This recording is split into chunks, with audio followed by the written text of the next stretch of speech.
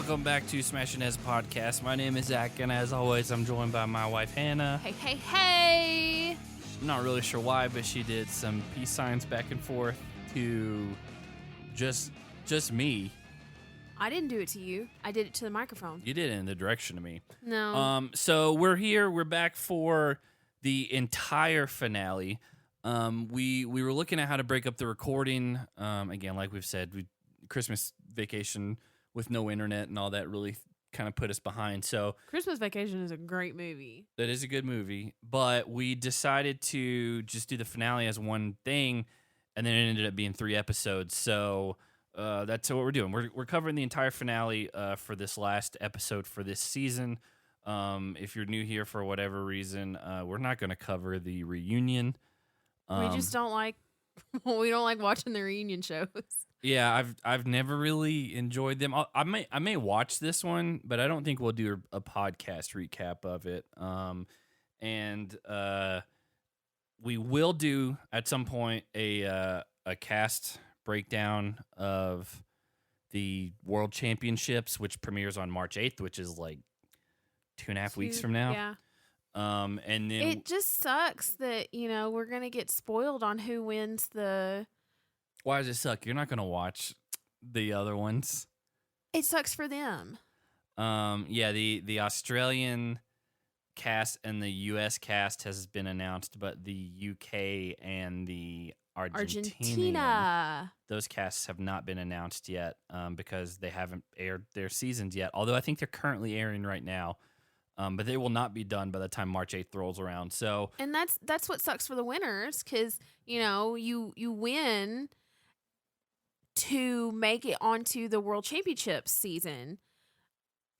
But these kids it's not fair to them because, part of the reason you watch the whole season is to see who wins. And it's just like all their thunder's been stolen. Well, again, I don't feel like production has very much faith in the 2 seasons that are currently airing for that reason. But again, Australia's supposed to be really good. I know some of our patrons in our Slack group and stuff are just watching it for the first time, and they're really liking it. But it looks like from the quick previews that I've seen, although that was I watched a trailer for the UK show, and the UK show was not just I figured it was just going to be a straight rip of the Challenge USA. Yeah. It actually was a mixture of the Challenge USA and Ride or Dies as far as what they were doing in eliminations and dailies and stuff. Like they mixed them together. Like they had them partnered with their Ride or Die? No, you didn't listen. The dailies and the eliminations some of them were exactly the same that were in Ride or Dies that were not in the USA season. Oh. Okay. Yeah, so it's like they kind of like were filming all these concurrently or whatever, and I saw someone bring up another podcast. I think it was the Challenge Chronicles. I don't really remember if I'm being honest, but they were suggesting that they should do kind of how Survivor does, which I didn't realize Survivor did this, where you film 2 seasons back to back, and then just air them spaced apart. So then that way you still get the amount of TV that the production companies want for the year, right? But you're not having to like send out to these like crazy locations multiple times throughout the year and get people to get off work. You can say, "Hey, I need off for this date through this date," which is longer, but it's all at one time instead of 2 completely separate times throughout the year. But I don't know. I don't think they're going to do it. I think that they're just fine with how things are going. I'm excited about the World Championships based on the cast that I know of so far. And again, the winners of Argentina and the UK and even Australia, for that matter, don't really mean anything to me because we haven't watched those seasons. But I am excited for that. And just FYI, if you're out in the Twitter streets and all that, All Stars 4 is done. And there are spoilers floating around. Ooh. So be careful with that. Yeah, I can't tell you the last time I got on Twitter. Some of you weirdos go and look up right away who wins and all that. And I don't understand it. We've talked about it many times. you're just like Jake's dad. I was about to say Jake's dad is like that. He's a weirdo. And so, yeah, again, that is out there. So All-Stars 4 is coming at some point. We don't have a release date on that. Obviously, this new season starts on March 8th. I would assume it's going to run until mid-May at minimum. I was going to say June. Yeah, depends on how many episodes they're doing, but if they do 1, 2, 3, 4, 5, 6, 7, 8, 9, 10, 11, 12. If they do 12 episodes, that's through May 24th. Well, this season... the spinoffs, I don't know if they're as long. How long was the USA? I don't remember, but also you're bringing in a lot of people on... That nobody's familiar with? No. Let me just finish. You're bringing in a lot of people who are like, quote, legends who may not have the availability to do a 19-episode season or something like that. That's a good point. But I don't know. We'll see. I don't think there's been anything released so far, just because they haven't been able to fully tell even the whole cast yet. So I'm going to assume somewhere between 12 to 15 episodes. I'm going to call it 13. So between 12 to 15. But you're casting a wide net. I'm casting a reasonable net. I'm casting a one-handed net. If I had to pick one, I'll go 15, just because they typically like to stretch things out, like the 3-part final. Mm-hmm. But we'll see kind of how that goes, and once we get some more information, I believe Argentina and the UK are airing currently, but I think from one of our patrons in the UK, I think he said the new episodes come out at like 11 p.m. Why? That's He's so like, late. nobody's staying up to watch this that late. And so, again, don't feel like they had a lot of confidence in it if they're putting it on brand new episodes at 11 o'clock at night. Then why even do it in the first place? We talked about it last episode. I think somebody had this like really great, large, grand idea, and then once you get into the nitty-gritty and all the details of like really nailing this out, it became a lot more than what they thought they bit off. So yeah, that or whoever had the idea is just really good at talking people into things. I'm not disagreeing with that, but that doesn't change what I said. Do you think it does? You have a very blank expression on a lot of the stuff. I'm offering an alternate universe. Okay. Where the guy whose idea this was is a smooth talker. By the way, we can talk people into things. We're in the middle of a pretty massive snowstorm. It's a historic winter storm. It's all over the Weather Channel. Not us, but like the whole nation. But supposedly, where we are, this is in the next like 24 to 48 hours. It's going to be the most amount of snow since we've moved here. It's going to be the most amount of snow we've ever seen. You don't know what I've seen. Yeah, I do.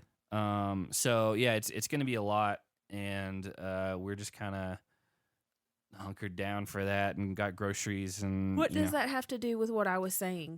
You just weren't saying anything. No, I was saying things. Well, you were having a lot of pauses. But because my wheels are not well oiled. Because you don't know how to read. No, that's not true. That's not true. Is that part of the podcast canon, or is it just that you can't swim? Are you asking me or the audience? Well, they can't respond, so yeah, I don't know if that particular line, like the hand can't swim, that's been a thing forever, because that's true, and that Jake introduces her to people that way. That's Jake's icebreaker when he meets new people. But I've just started telling people that she can't read. You've started saying it really loud in the grocery stores. Yeah. Like when I'm trying to find like something in particular, yeah. You'll just say really loud, well, it's probably because you can't read. And then like it's always when there's other people close by. That's the point. And they look at me funny. I can read just fine. I read way more than you do. Well, you think maybe it's a no. Glee situation like that girl who just can't read. Leah Michelle? Yeah, she can't read her scripts. No, that's different. Let's get into that for just a second. For just a second. Just a second. Even her co-stars are not coming to her defense.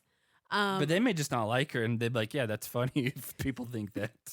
No, but like, there's a whole thing, like proof that like when Leah Michelle got her scripts for like her shows or whatever, she learned them by having someone else read the lines to her, and that's why anytime they wanted to like go off script or ad lib a little bit, she stuck to the script and did not ad lib or anything. But ad libbing doesn't have anything to do with reading. But it's the fact that she memorized her scripts by listening to someone else read her lines to her.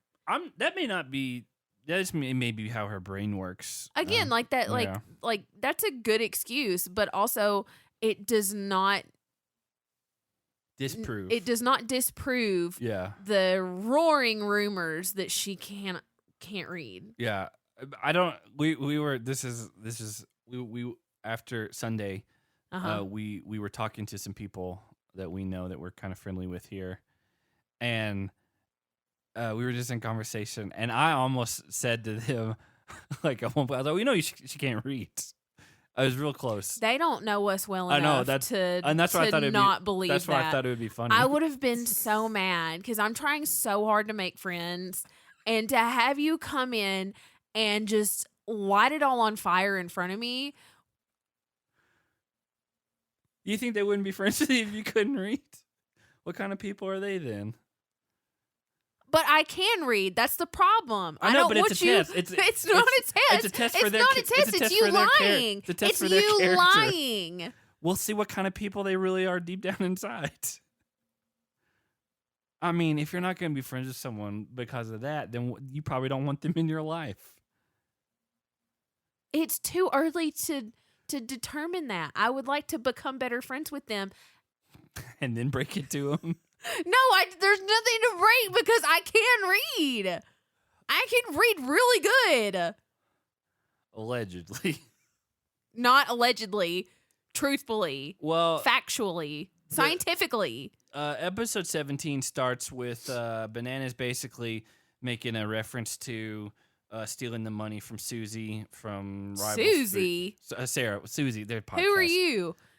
Nani was talking about how like she specified how one pair will win the $1 million, and then Banana makes the joke about the possibility of stealing from your partner. Yeah. Because of course he did. That's one of the most famous things he's known for. Yeah.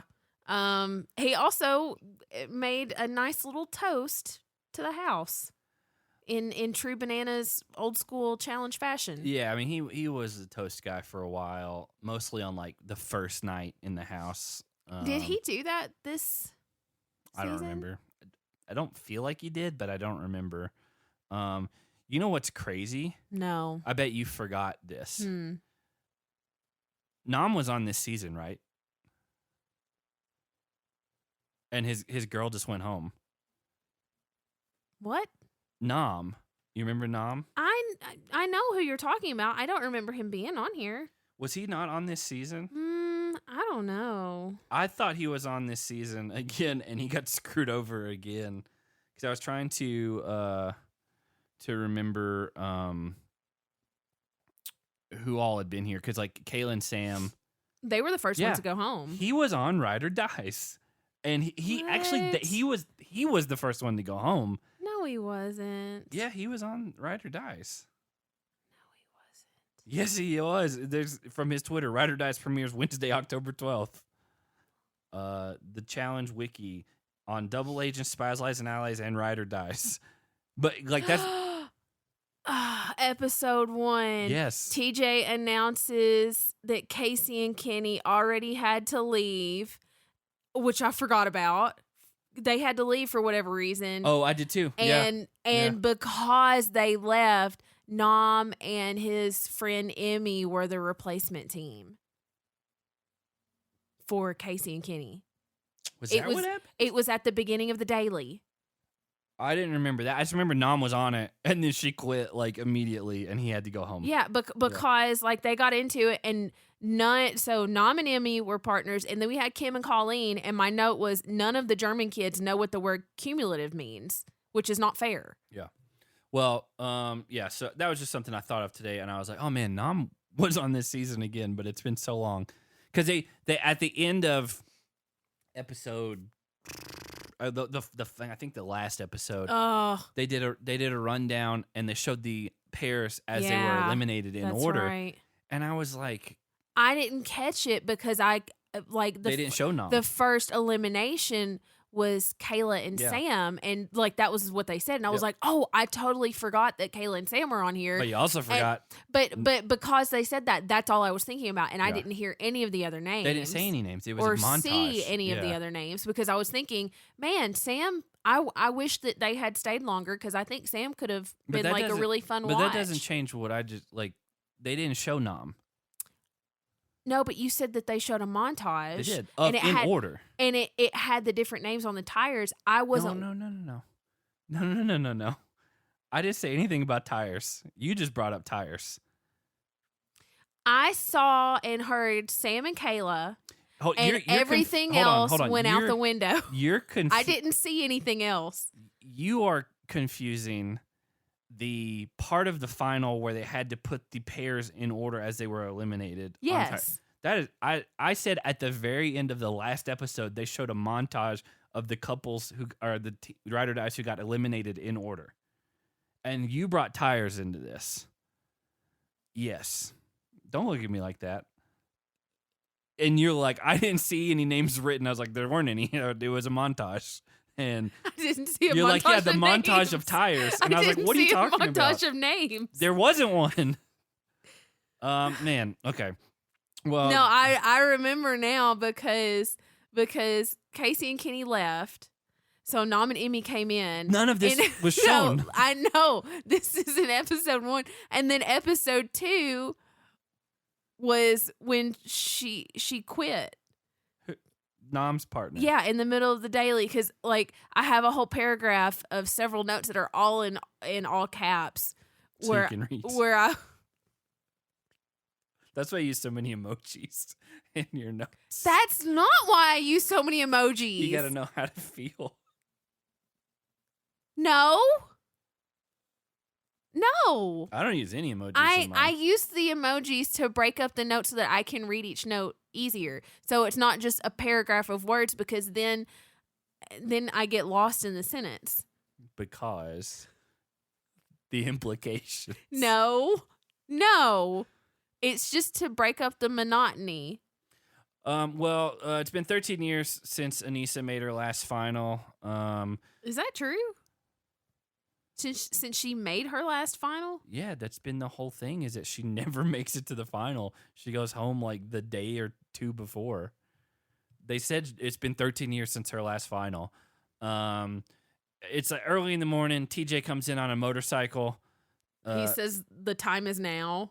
I don't remember what he said. Yeah. We both talked about Aneesa has these giant bruises all over her thighs. Yeah, because she comes out in like, I can't remember if it was like a bathrobe or like just pajamas. I think it was of just some like sort. pajamas. Yeah. But she's wearing shorts and like the whole tops of her thighs are just covered in huge bruises. Yeah. Got to be from, it's crazy. Like, I saw someone in our Slack group talking, and they were like, they're like, production wanted a longer season. They wanted this to be really epic. And then they're like, you see what's kind of happened. Like, we had some really major injuries. Yeah. in this final that like Tori and Devin were the only two people, like they were the only team that did not have an injury during the final. Yeah, I mean, Nani's wasn't to the extent of some of the other ones, but she was. But it was still an injury. Yeah, she had a hurt knee. So anyway, this is where we find out for the first time it's going to be 100-hour final, which is a little bit of some misdirection because he made it sound like it was 100 hours straight. Yeah, but they stopped the clock at the end of the day and let them get like probably 8 hours of sleep. Well, and like the last day, which we'll get to. Oh yeah, the last day that like bothered me. They go to bed and they get up. And they're like, oh, today's going to be wild. And then the next thing is like at nighttime again because they want to film the elimination stuff at night. And so they've had like a whole day where they're Then just they doing shouldn't nothing. have let them go to sleep. Yeah, it was, I don't know. But, because they had an entire day to just piddle and like. They may have done that because they've had so many injuries. Oh, you think that they're like, I mean, you guys probably need a break. I mean, that was after Anissa got really hurt. Yeah. That was because this was leading into the actual final. Final. TJ reminded everyone, don't quit. True. Nobody quit. But do you think he had to specify that because in the Challenge USA? Oh yeah, they had like everybody quit. 6 of the 8 quit. Everybody quit, and it wasn't even like crazy stuff. They're just like, it was really cold. I think I'm just done. It was cold and rainy, and that got to him. But still, they all were just like, I'm just gonna tap out. The 2 people that won were the 2 that didn't quit. Yeah. So like, if you wouldn't have quit, you had a decent chance of winning. Exactly. So they get in these Jeeps and their stick shifts. So you had to have, Tori can't drive a stick shift. Yeah, you had to have somebody that knew how to drive a stick shift. She had to switch seats with Devin and let Devin drive. The drive actually counted as like 2 hours of the 100-hour final. I don't think that should count. I think they're padding their stats a little bit to be like, oh, it's 100 hours, but just driving in a straight line, following a production car. That doesn't exert any energy. No, like Nani Bananas stopped driving at one point to speak Spanish to a cow on the side of the road. Was it Spanish? I don't remember. Oh, not a cow. It was a horse. I had a horse emoji. Because you can't no, read. That's not true.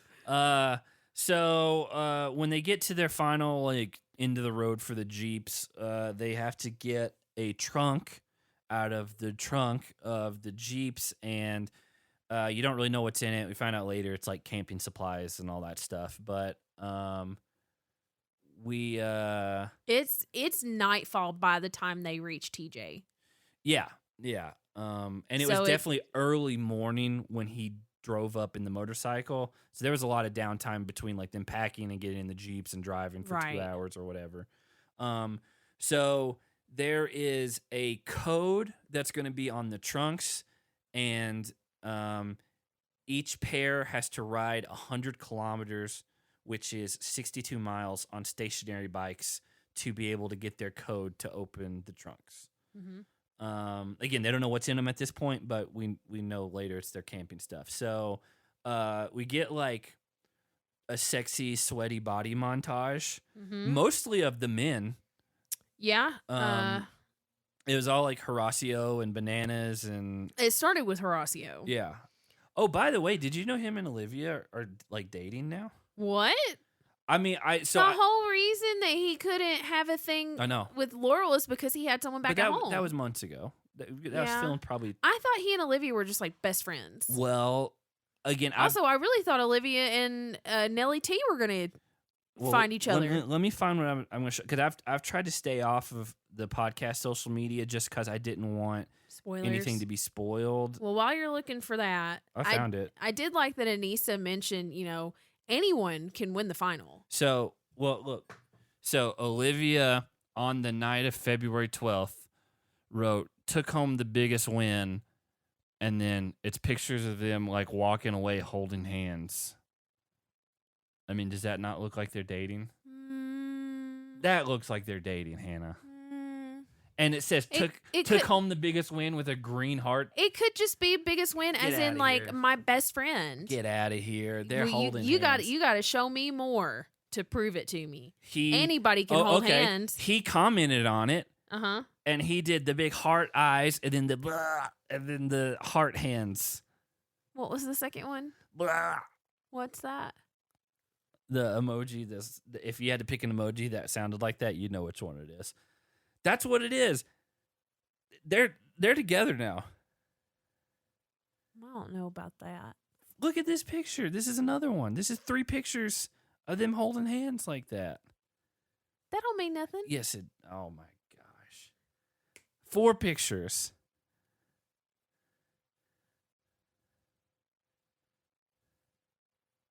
Yes.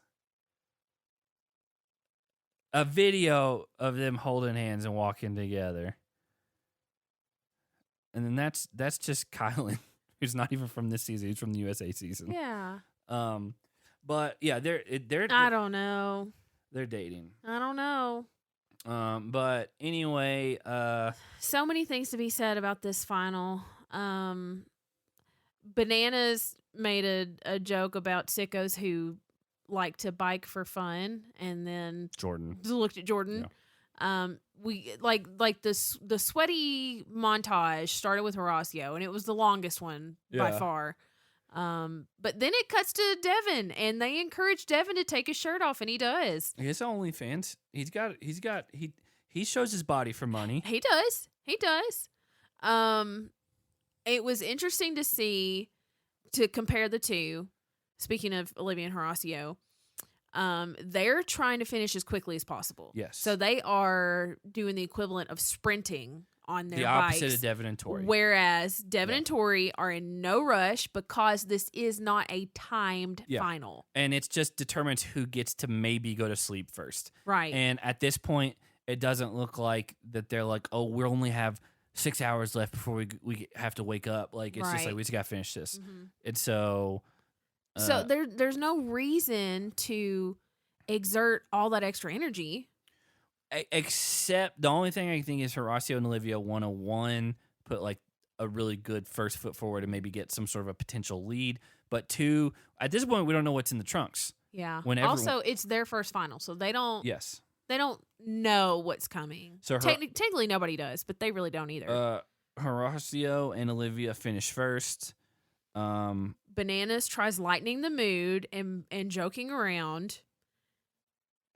And that is fighting words for Nany. Oh, that's a whole theme of She gets so mad at him and wants him to be fully serious. And like I can see both sides of it. She's probably worried that he may not be taking it as seriously. Yeah. And for her, she's like, this is my chance to win because I'm partnered with Bananas, who is the ultimate winner of these challenge finals.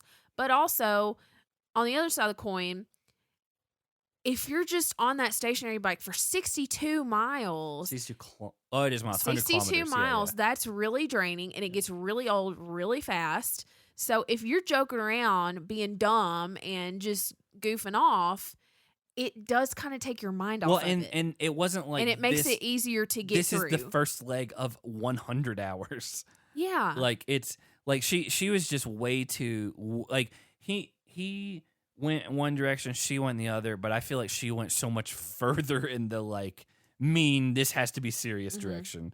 And that's going to be a theme throughout the rest of the final. And it was interesting because while they were in the Jeeps, Anissa was talking to Jordyn about how, people are going to start fighting during this final. Well, yeah. It like how close of a ride or die these partnerships are, or how willing they are to set their own pride off to the side, is going to determine how well they do in this final. Yeah, I mean, again, like, it's just, it's part of the final experience, especially when you're teamed up. If anything, though, if Bananas was like a historic screw up in the finals that like never could get over that hill or whatever, yeah, get upset at him. And always goofed off throughout the season, but never took it seriously. He's won 7 of these. Yeah. Like, if anything, you should be like, maybe I'm freaking out a little too much. Yeah. So found out Olivia's from Alaska in the middle of this. Definitely knows how to pitch a tent. Yeah. Jordyn and Anissa finished the bike second, Nany and Bananas third, and then Tori and Devin in fourth. And then we get a update in the morning that it's hour 19. And so it's a race. It's a race 2, what we don't know at this point. But it's a race, like, seemingly 5 minutes into the race, Jordyn was like, hey, instead of running up all the way and then over to stay on the path. Like, let's just instead of taking a 90-degree angle. No, let's just run through because the shortest distance is a straight line. He's like, let's just run through and get to where we need to go this way. And Aneesa immediately rolls her ankle. Like 30 seconds in. Yeah, and Jordyn wants her to walk/run it off. So I knew going into this season at some point, I assumed, because I'd seen on Instagram that Aneesa had like ACL surgery and was doing rehab for it. And so I assumed it was something that happened in the season. And then this happened, and I was like, well, that's an ankle. I was like, maybe she hurt her ACL and didn't realize it at the time. And she thought it was just her ankle, but she stepped weird and whatever. But no, that's going to come later. But that's going to be a theme throughout Aneesa's ankle. We get to the first station, and it's just bolas, where you're basically got like a rope with 2 balls, and you've got to throw them onto a ladder. And for every one you make, you can sabotage one of the other teams with a gross drink of some sort. We don't know what it is. It's a gross smoothie. Yeah, but we don't know what it is. Sorry, for every 2 you make. So teams kind of start to go after each other. Eventually, Devin and Bananas make a truce. Like, hey, let's stop screwing over each other and just screw over the other people. Yeah. And at some point in the middle of this, these bolas are on like carabiners, and Olivia goes to throw one, and the way she's holding it, it like slices open her finger. Her finger. She's bleeding like crazy. Yeah, and I knew that at some point in the final, someone was going into an ambulance, and I was like, "Oh, here it is." Like, but why would she need an ambulance for a cut on her finger? It depends. If it's super deep and they couldn't stop bleeding, like she'd have to have stitches and like take her away. Well, I mean, when it happened, she went to the medic and she's like, "Oh, this is gonna need stitches for sure. Yeah. So go ahead and stitch it up, and so that I can keep going." So they kind of wrapped it. They may have used some like butterfly strips or something to keep it together and put a big, like how they do on like cooking shows a lot of times when you cut your finger. They'll like tape it up real good and then put like a part of a glove over it to just make sure nothing is coming out. The whatever the drink was not vegan, so Devin drank everything for Tori. Yeah, so Tori's vegan. She still offered to drink the smoothies, but Devin was like, "No, I'm your ride or die. I'm not gonna make you do that. I'm just gonna drink all of them." Oof, which, man, he did it though. Yeah, that's a lot, especially early on. So, but I mean, like even with Olivia's injury. Yeah. Like she was still getting her finger taped up by the medic when she reached back behind her to pick up a smoothie and start drinking it. Oh no, they like that girl's tough. They didn't give up. Like they got sent home. You know who would not have been able to do this? Fessy. Yeah. And that's why he's not here. That's why he's not in the final. I don't know about that. He's not in the final because he lost an elimination. But like I think I brought this up to you when we watched the episode. There's no way Fessy could have done this. We didn't really get to see much of a food challenge of any sort this season. Well, we saw other than the one where they're like pulling the slingshot, and that was Fessy having to do that, which he never even really swallowed any of it. From what we saw, he would get in his mouth and immediately spit it out. Throw it, quote, throw it up. Just spit. He would put it in his mouth and spit it out. We don't know how Mariah does with food challenges. Yeah, I have no idea. She could be kind of like Nany and just throw it back. But if she's not, then she and Fessy would have been at this one station probably the entire final. Yeah, I would have. If you already know that he struggles with it, like sabotage them all the way. Because also they're the most athletic if they made it that far. So, we get to the next Station hour 2. 21 is Station 2, and it's just tires, and there are 16 tires, and they have the names of the eliminated players, and basically you only can carry 1 tire per person at a time. Over 1 kilometer. It's a 1 kilometer run each way, I'm assuming, and you got to run the tires and then like stack them up chronologically from who was eliminated first all the way up to who was the most recently eliminated, and So Devin and Tori get there first. They're starting on all that. And once everyone's done with the bolas and all that, Aneesa starts using her ankle as an excuse to walk. And I'm not saying she wasn't hurt, but we've also seen Aneesa in these like final type situations recently. including the like fake small final, and we've seen some Yeah. even like endurance things last season. Even during the All-Star season. Yeah, she's not gonna run all the time. She would walk the entire time. I'm not gonna say the entire time, but she does walk a lot. And I was like, she's using her ankle as an excuse, and she did roll it, but I was like, that's not probably why she's walking. Well, Jordyn kept telling her to come and get him, and it only made her upset. Yeah. But then he's upset that they're walking, and she's upset that he's not being more empathetic. But he had a really, like, he had a confessional where he brought up a good point. He just basically said, I have a legacy to protect. True, but I mean, here's the thing. You can say you have this isn't going to ruin his legacy. Like nothing. Even if they were in last place the entire time, indefinitely, and were just terrible, this has no effect to me, and it shouldn't on anyone else on his legacy, because like Alyssa, one, hasn't been to a final in 13 years, and two, she's not built for these like endurance type things right now. She's not going to give up, but she's not built to be quick in these. And so he did have a thing in that confession. I think it was a confessional, or maybe when he's talking to Alyssa, where he says he envisions manipulating his white blood cells to heal himself. And I was like, he told her that to her face. I was like, he's acting like he's an X-Men.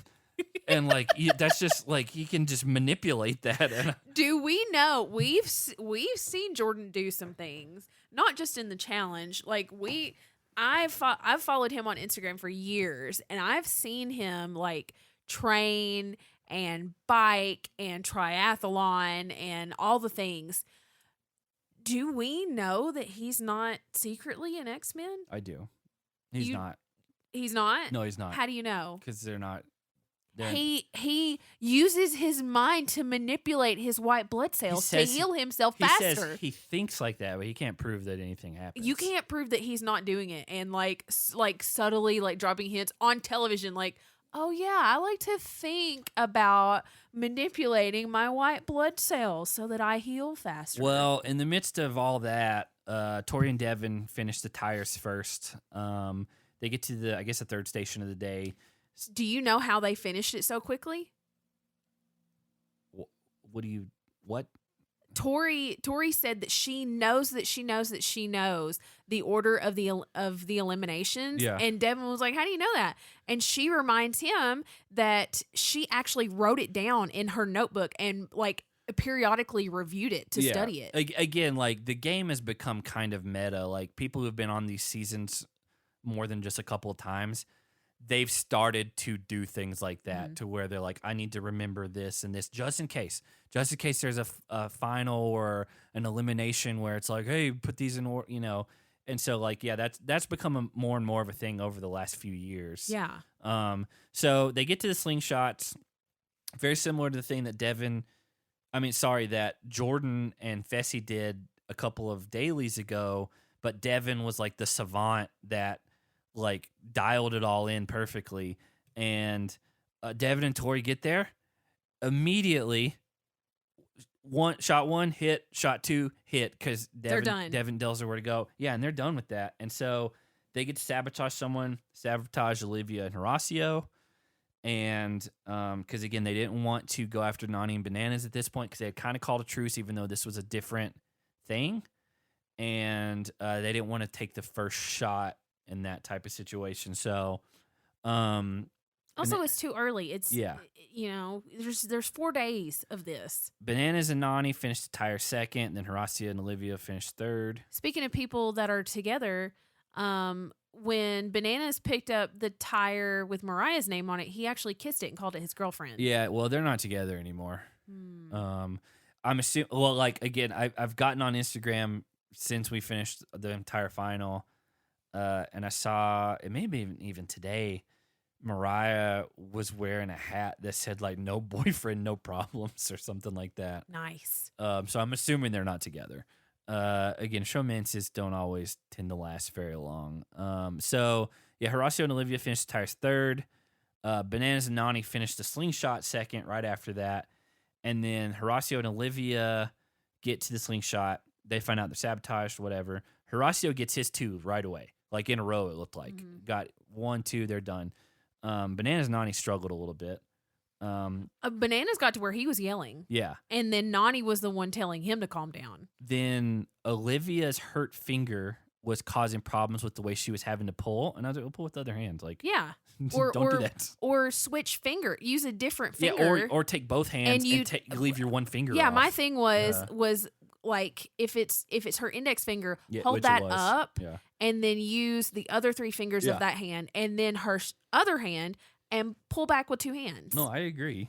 I didn't understand why she was trying to do it one-handed. So Jordyn and Issa, in the midst of all this, finally complete the tires. And then we come back to Olivia. And as we were watching it live, she pulls that slingshot back. And I looked at you and I said, I was like, that ball's hanging really weird in that pocket. It was about to fall out. Yeah. And so I thought it was going to just fall out and whatever. Because like they had, like you couldn't have scripted a better camera shot for that moment. And I was like, oh, that ball's not like seated well. And she pulls it back. This is what happened on The Amazing Race like 13 years ago, which you'd never seen the clip of, where I showed you the woman. It's like a watermelon? It was a watermelon, and it blasted her in the face. But I guess the difference is watermelon, it's a lot bigger, so the pressure was spread out more. It's like a bed. It's more dispersed. It's like a bed and nails type thing. And didn't it like crack open or something? It exploded on her face. So some of that pressure is gone. Yeah, so it's like similar to like if you step on one nail, it would go through your foot, but if you step on like 50 nails closely grouped together, it's like surface area, like the pressure spreads out. And so the watermelon was big enough, and then it gave to where it just exploded, and she was fine. She kept going on The Amazing Race, but this golf ball concentrated hard. And I had one of my best friends almost died from a golf ball. You know him. He played baseball semi-professionally and works at a bank now. Oh, I know him. When we were like 9, I used to go to his house every Sunday after church, and we would play sports and stuff with neighborhood kids, like very stereotypical like 90s moment, but in a small town. Yeah, but that's what we did. And we would play baseball and we'd play whatever else, football, And the one Sunday I didn't go, they're like, hey, we're going to play baseball and we're going to play with a golf ball instead. Oh. And why? That's such a bad idea. I don't know. I don't know. I wasn't there. But is it just 9-year-olds being dumb? Yeah, but there was a big, like this kid, there was a kid in the neighborhood. I think his nickname was like Bird. I think it may have been his last name. He was really fat. So, like, comparatively, he was a lot bigger than us. And he was a little bit older than us. So, he's probably like 11 or 12. So... Was it his idea? I don't know. I wasn't there. But they pitched it, and they're using an aluminum bat, because that's what you use. Oh, my gosh. And, with a golf ball? Yeah. And he hits it, and it goes right at my friend. And it embeds itself it goes halfway through his forehead into his skull, and it's stuck in his head. And he puts his glove that he was wearing, his baseball glove, puts it over his face, and then just passes out. And so everyone thinks he died, and they have to rush him to the emergency room and all that. And he still to this day has an X on his forehead. I've never looked. Yeah, but it's there. And I came the next like Sunday or like a couple after, and we would still play sports. And the glove that I had to use was the blood stained one where he just covered his head, and there's just a huge like blood stain all over the leather, and like he legitimately could have died. Like the golf ball went half like right above his eye, so he could have lost his eye. It was right above his right eye. It embedded itself halfway into his skull, and then he had to go to the emergency room. And I was like, what? The one time I was like, what are you guys doing? And yeah, like when I saw that golf ball, crazy. I was like, I know what golf balls can do to you. That's crazy. Yeah. So next time I see him, I'll have to tell him you told me that story. Because last time I saw him, I was like, hey, Zach told me about this story when you guys were kids and you were walking through the woods and you what was it you tied to a stick and carried through the woods? Okay, well, we weren't walking through the woods. We were we went like hunting with his dad on like a Sunday afternoon because we're out in the country, and he just gave us guns. I don't know. We were like 11, 10, I don't know. And his dad had a pistol, and my friend had a 410 shotgun, which is like the smallest gauge shotgun you can buy. And then they gave me a BB gun, like pellet gun, because that was the only other thing he had. Yeah. And like at that age, every kid has a BB gun. True. So I had BB guns already. I didn't have a shotgun or anything. And well, he probably grew up using guns. Yeah, his and dad so hunted. Knew, his dad hunted, yeah. He knew a lot of gun safety by that age. What? You, on the other hand, no. I knew enough. Although, okay, may not have at that age. We were going and we went out and we just were in the woods behind his house, literally maybe like a few hundred yards from his house. Like, and this isn't kind of neighborhoodish, but also woods. It's behind like an old Pentecostal church in Savannah, like in Tennessee. You know where it's at. And there was a raccoon up in a tree. And he shot it. I thought it was raccoon. Yeah, his dad told him to shoot it, and he shot it, and it fell, and then it wasn't dead. And so I had to go with a BB gun up to it, and I had to finish it off because they didn't want to shoot it point blank with a shotgun. And so I had to shoot it, and I had to put it in his throat and shoot it because I didn't want to shoot it in the face, and it worked. And we're like, we got to get this back to their house. And why? I don't know. But like, we found a big stick that was like 5 or 6 feet long that a beaver had chewed up, and his dad had fishing line for some reason, and we put its feet over it like you would do with like a pig at a luau, and like tied it with fishing line, and me and him carried it back to their house. And again, I don't know. The last time I saw him, I told him that you had told me that story. Yeah. And he was like, "Oh yeah, I remember that." Yeah, I remember. And I was like, "Yeah, I wasn't there, but for some reason I can picture it really well." Yeah. I said like, yeah, I know gun safety and all that, but then I was like, well, I remembered at one of my other friends' houses, which ironically was like 2 or 3 blocks from like where your parents live on the same road. And this was 15 years before they ever moved there. Oh yeah. And we had my BB gun, and my friend's older brother made me shoot him. He wanted to be shot with it to see what it felt like. And I was like, how old was he? 14 or 15. That's old enough to know not to tell a child your age, "Hey, shoot me with this gun." I was like, yeah, absolutely. And I did. And but we also that house, man, I've got stories about that house because we used to just disappear like off in the woods and like would just go off and play in creeks and be gone like all day long. Like again, like you couldn't. That's how life was for kids that age in that area. But that's just what you do. But we also like all throughout the year, like their family would run like fireworks stands for 4th of July, so they'd be like stockpiled for all year long. And so we would have like bottle rocket wars and like Roman can, or we would just shoot them in their front yard. And at one point, but that's out in the county. Nobody's gonna say anything. At one point, though, we, with their older brother's ideas, we got all their dad's old beer bottles and like tried to make Molotov cocktails. What? And we're like lighting the toilet paper in the glass, which I don't think would have worked because it was like Corona, and so I don't think it would have worked to like ignite. Like it's not like vodka. But you tried it. They did too. The older ones did too. And again, that house was nuts, and it was so fun. And they had giant Rottweilers that were as big as I was.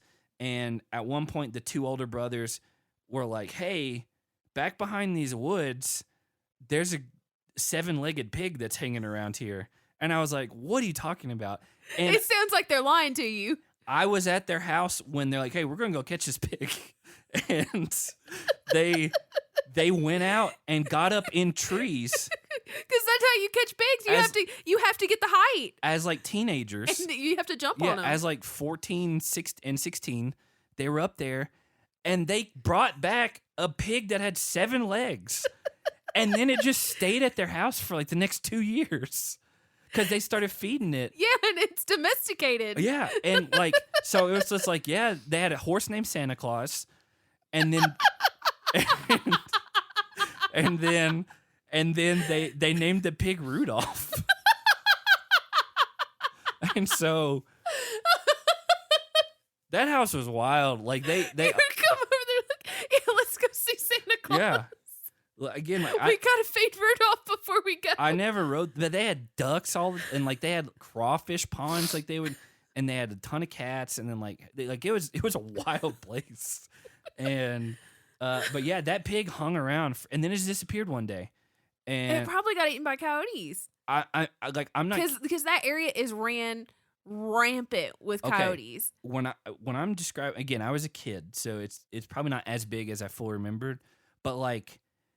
That pig was like this big around. I mean, like big and like black hair.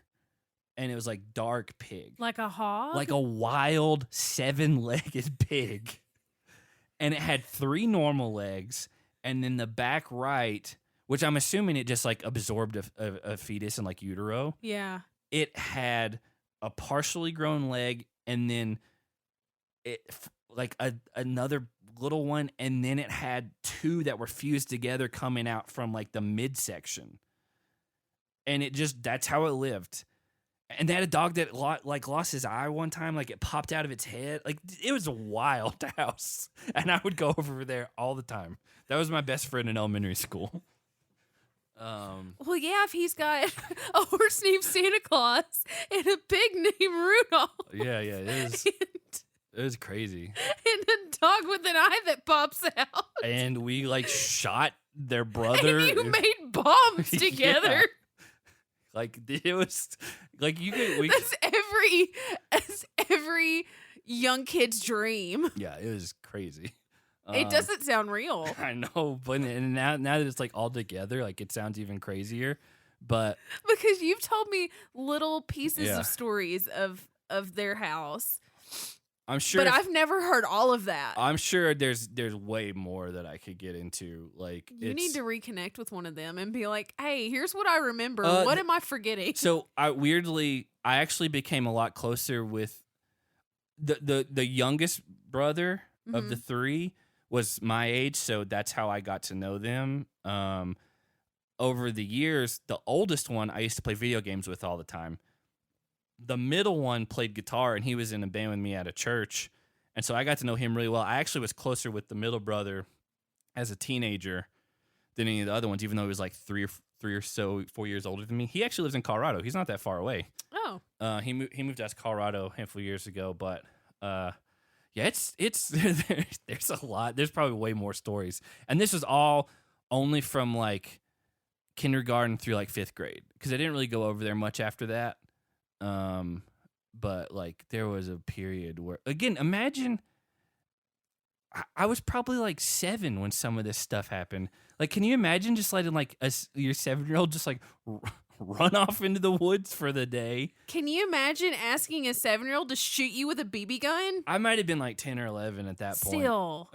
Yeah. What's stopping you from accidentally like losing your balance a little bit? And I wasn't on like a medicine ball. Like this was weird. I remember they had like a little shed, and like I had to like shoot him either behind or inside the shed because he didn't want his mom to see that he was going to get shot. Well, yeah. Of course. Of course. Okay, I got to stop talking. That's the whole nother thing. That's anyway.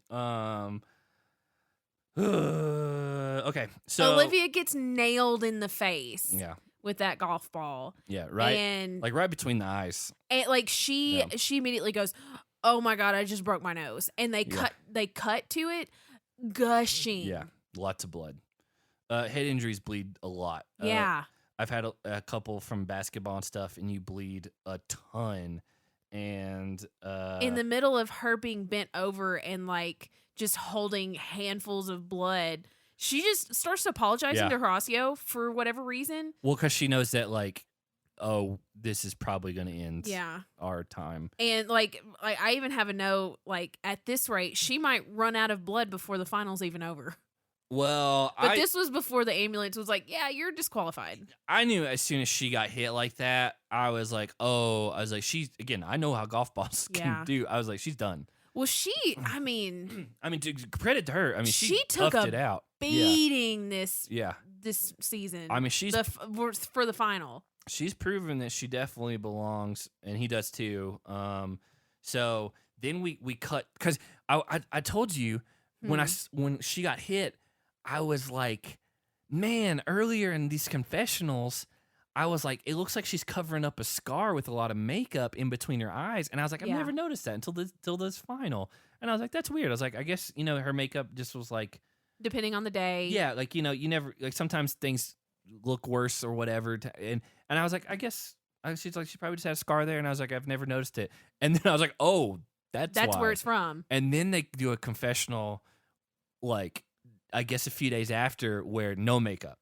Oh my gosh. And I was like, oh, I didn't know who it was. Raccoon bruises. Yeah. It was crazy. Yeah. It's rough.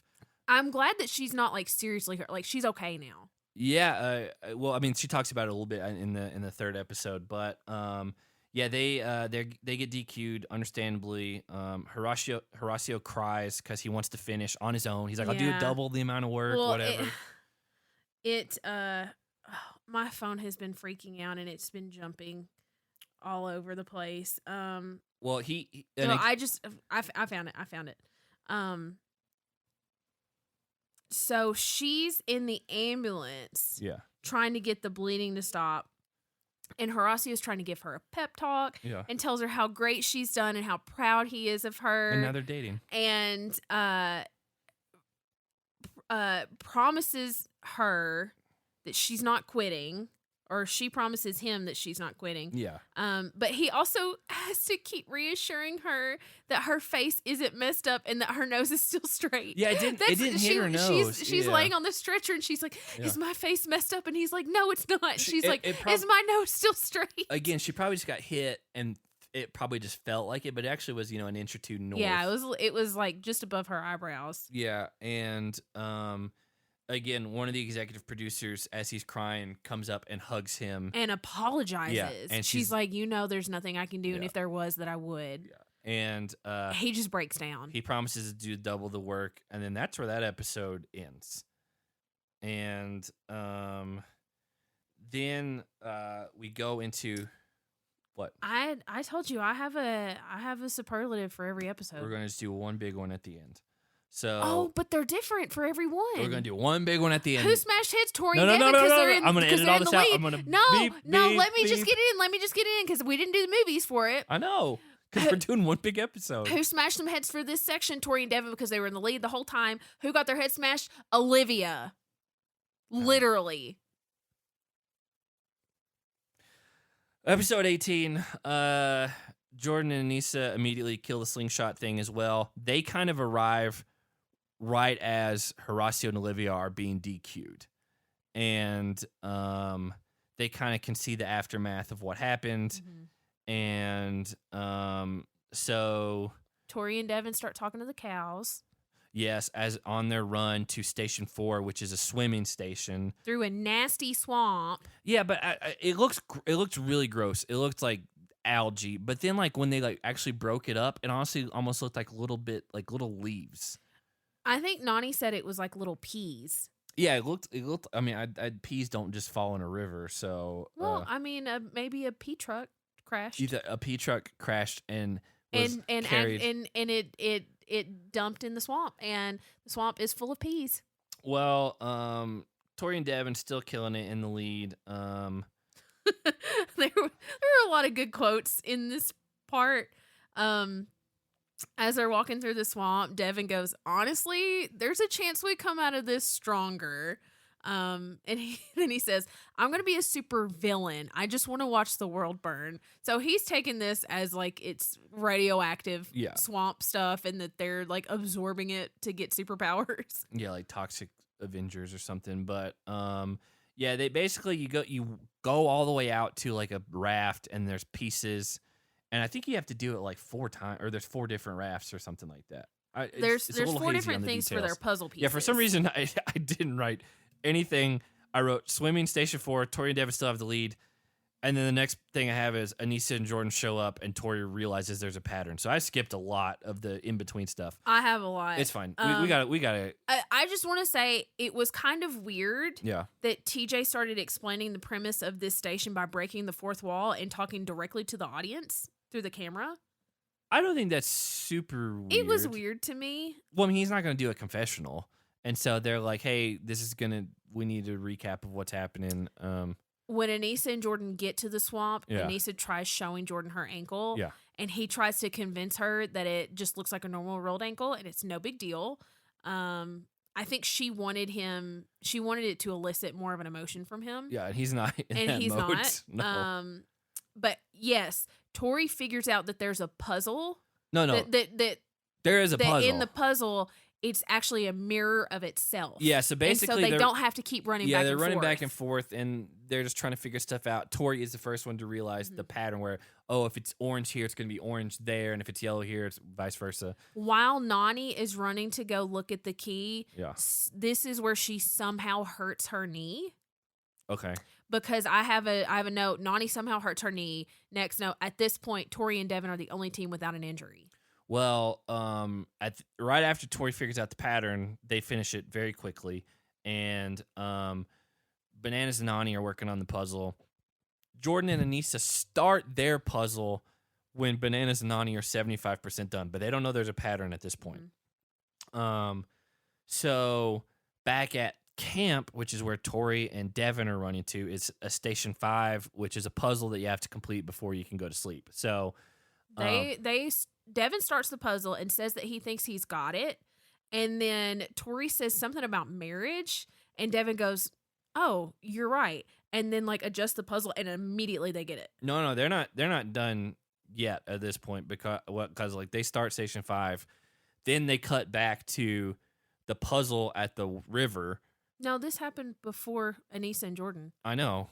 Nani then figures out the pattern for the puzzle that Tori and them got, and then they finish, and then Devin and Tori finish station 5. So Alyssa and Jordyn, they finally got all their puzzle pieces, and they start working on the puzzle. And after just a couple of runs to the key, Alyssa tries telling Jordyn. It says they were 50% done. Yeah, when she noticed Alyssa it. tries telling Jordyn that there's a pattern. Yeah. And he doesn't understand, and so he just starts yelling at her. And she's like, "You know what? I'm just gonna let him prove himself wrong."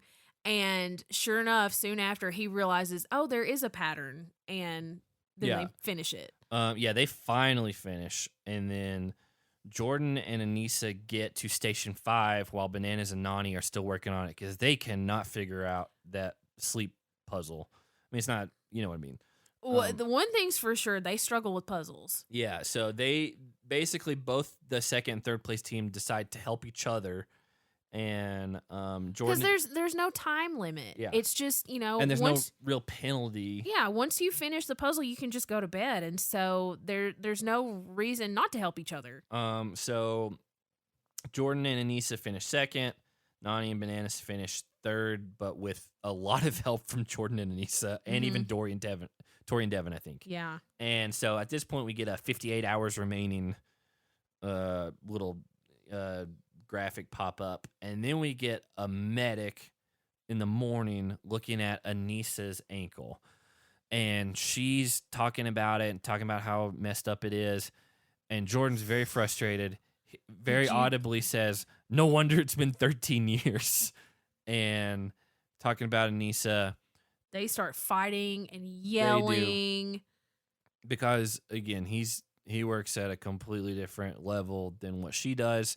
And he 100% feels like she's weighing him down, and she's using it as an excuse at this point. That's his mindset. And so Tori and Alyssa then talk and kind of work some things out as far as hey, we're still good. You can make it through this. Well, Tori was encouraging Alyssa. She's like, yeah, he gets like this sometimes. Sorry, this was before sleeping. This was after the puzzle, but before they were sitting at the tents. That's what made me think it.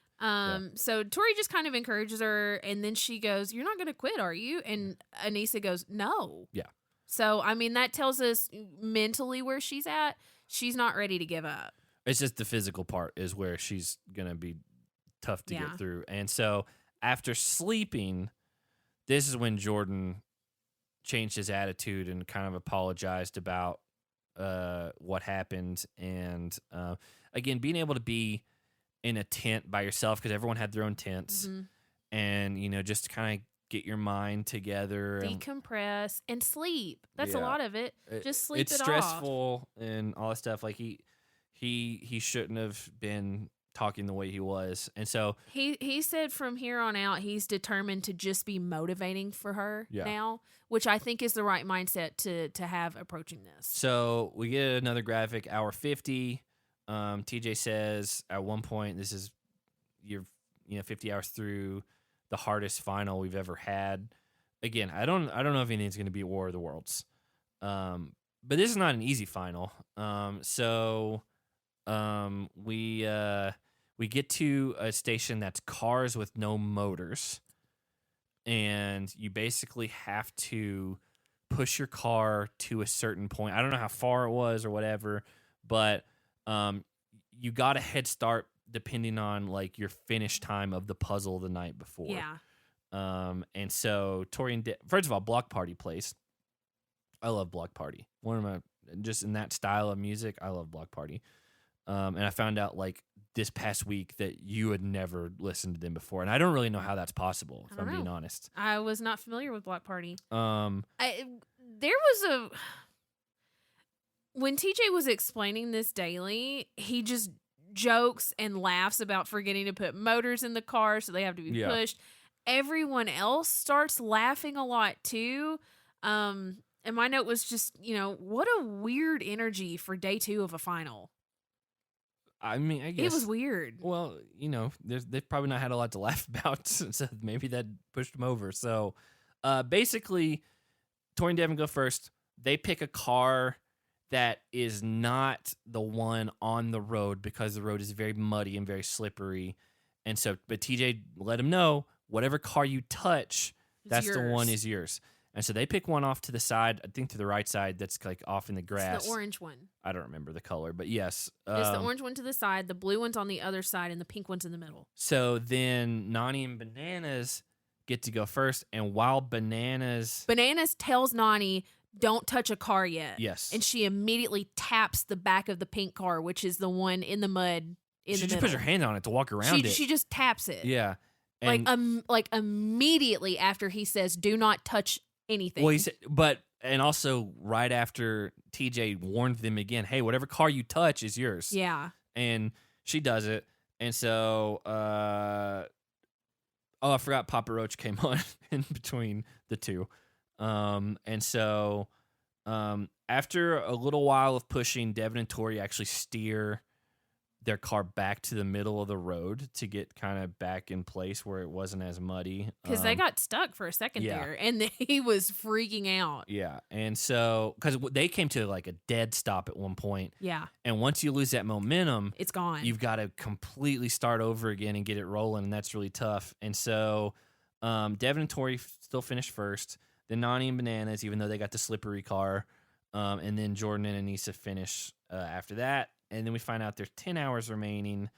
So that means from the time they left camp, supposedly, like I don't know how true this is. From the time they left camp that morning, there's 50 hours left. Yeah. They had to run for a while and then do the car thing. I have a hard time believing that took 10 hours to do that. But again, I'm not the one to say one way or the other. They had to run, and then it's nighttime, and they basically have to do a huge carb load. More food. But this is not bad food. It's just a lot of food. It's just too much food. But like there's a specific order you have to go in. TJ told them they have to start with the bread before they can move on to the pasta. Yeah. And at that point, that's all they know of. Yeah. Is bread and then a huge plate of spaghetti. And they've got little wine glasses of water. Yeah. Nani, I'd mentioned it earlier, puts it away. Yeah, well, Tori and Devin were there first because they finished the car thing first. They got to run first. And then, Nani and Bananas, and then Anissa and Jordyn. And Everybody's Italian. Yeah, Nani's not, but I didn't realize Tori was. Knew Bananas was. Mm-hmm. And you have to do the bread first. So to doing that, Nani and Bananas finish their bread first.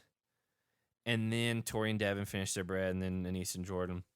And then they get this like montage of like Nani and Bananas, but especially Nani, just like disgustingly eating the spaghetti. Fistfuls. Like they I thought she was gonna choke herself. They stand up at one point to eat to help the food go down faster. No, I actually don't mind that because like you don't want to be seated no, for all but that. again, like they like just she's taking fistfuls of pasta and just shoving it, cramming it in her mouth. And then Bananas like jokingly offers. Oh, okay. So montage of everyone starts to projectile vomit. Oh yeah, I skipped over all and that. Nani's almost done with her pasta, and she's kind of crouched over, and she looks like she's about to blow. Yeah. And Bananas just kind of jokes and says, "You want to puke in my mouth, and I'll swallow it." And she goes, "Mm-hmm." Well, and he didn't say puke. He said, "Do you want to spit it into my mouth?" And she goes, because I was like, "Oh, he offered to be baby birded." "Yeah." And she said, "Mm-hmm," and he was like, "No, I was joking." Like she was gonna do it. And then she vomits on him into his pocket on him, and he has pasta chunks all in his pocket. Yeah, which is disgusting. That means he's got to carry it around with him. Well, I think he dumped it out, but they do finish first. And as soon as they finish, they get ice cream as a reward. And yeah, they were so mad, and I was like, I'd be pretty mad too. Yeah, and so. Then Bananas takes some of Nani's ice cream because it's chocolate ice cream and she doesn't like chocolate ice cream. Well, also she just ate a crap load of spaghetti, Yeah. and he's a lot bigger than her. Like he can handle more food than she can. Mm-hmm. And so Tori and Devin put their ice cream. They mix it up to make it softer, and then they pour it into their wine glasses so that they can chug it. But Bananas and Nani at this point finished their ice cream before anyone has else has even finished the pasta. Yes. And so TJ makes a joke that there's something else coming, and they get really mad, and then there's nothing else. But then Jordyn and Alyssa finished the pasta second, followed by Tori and Devin. But Tori and Devin finished the ice cream faster, and TJ did have a quick little soundbite saying it was vegan ice cream for them. Yeah, and I don't know if that meant it was for everybody or just Tori and Devin. Her. So Tori and Devin finished second, Alyssa and Jordyn finished third, and then basically hour 63 is when everyone's back at camp. 32 hours remaining. Third Eye Blind comes on, and then a helicopter appears. Love Third Eye Blind. Yeah, I that album is essentially that like red album. I forgot the name of it. But it's their most famous one for sure. It's really good. But I mean, they're just when I think of like 90s like mainstream radio rock, Third Eye Blind is like as good as it gets. And so helicopter appears, episode ends. Honestly, this episode was kind of a filler episode. It was only an hour long. Yeah. Which was weird. And then it was just a lot of like I think it was important stuff that happened, like the food stuff and all that. We get Nani's injury. Yeah, but and the puzzle and all that. I think it was and Nani Banana stealing the lead. Yeah, you can't cut that stuff out, but it did feel like a filler episode, and going. I like when I saw. I thought at first I was like, oh, did the DVR mess up? But I was like, no. I was like, it's like exactly like an hour. I was like, that's got to be on purpose. And so I thought this was gonna be like the end of it. I didn't realize there were 3 episodes covering the final. And so we get. Is this the end of the episode? That is in the episode. Okay, so who smashed some heads? Tori and Devin, because they dominated almost all of the episode. Who got their head smashed? Bananas' pocket. Bananas' smashed. pocket got his head His smashed. pocket got his head smashed because it's full of Nani's pasta vomit.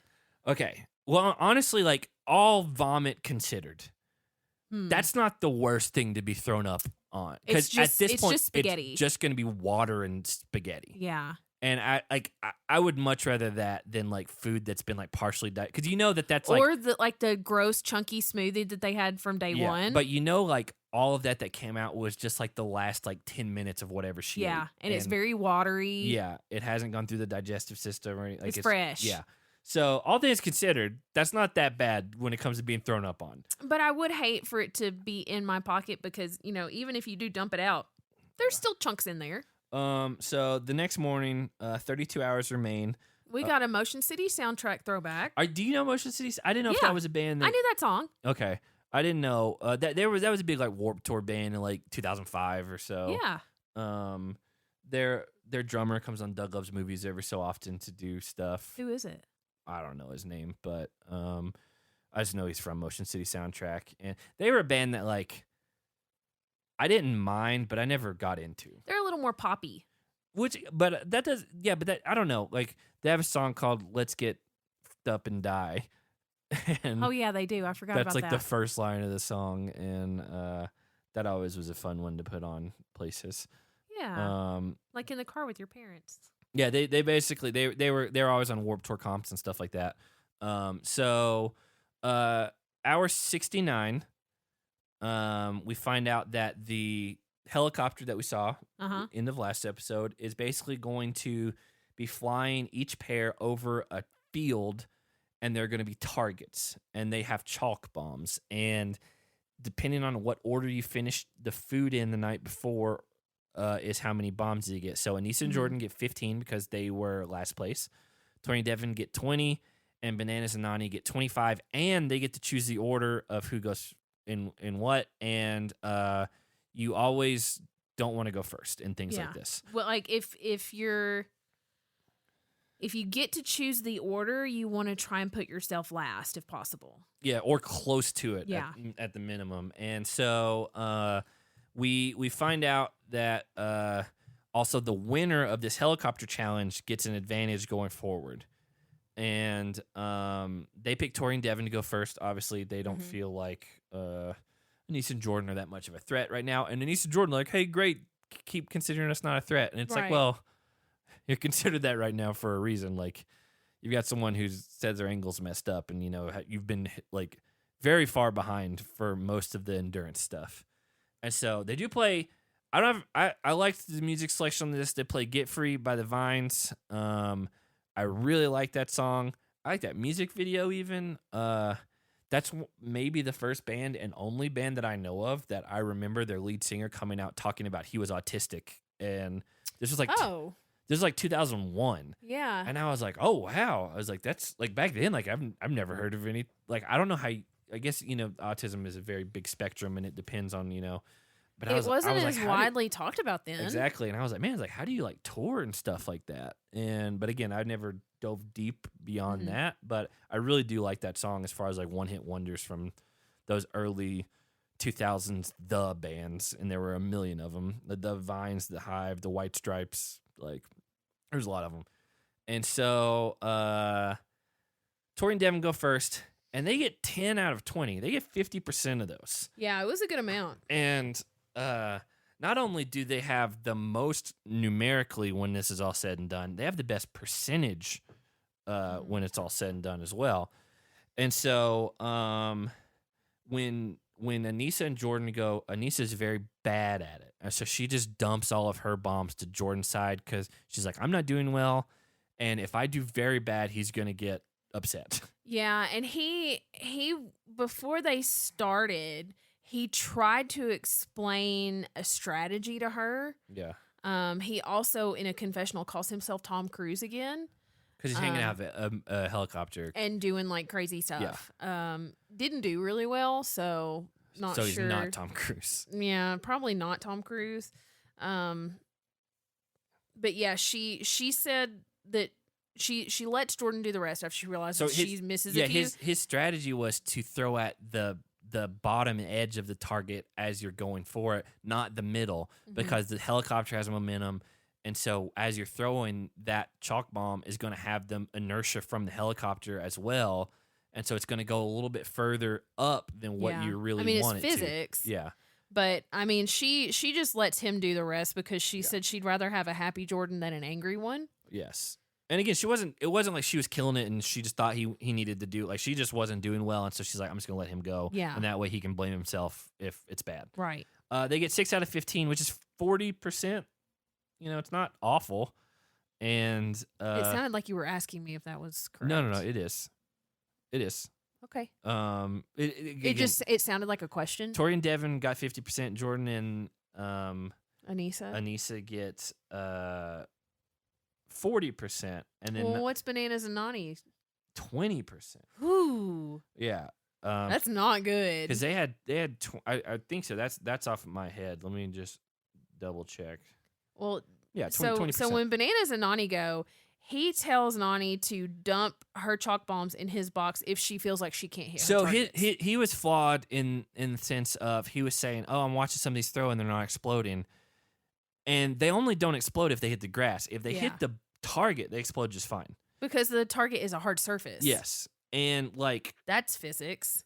Well, I mean, I guess, but like Nani, it wasn't Nani's like momentum. It wasn't like she wasn't throwing hard enough. It was her timing. Yeah, it's just if you don't hit the hard target, it's not going to break. Mm-hmm. And so he's like chunking them like hard down. Really hard. Straight into the grass. Yeah, and they get 5 out of 25. So Tori and Devin win, and they get to pick the order that they are released for the next stage.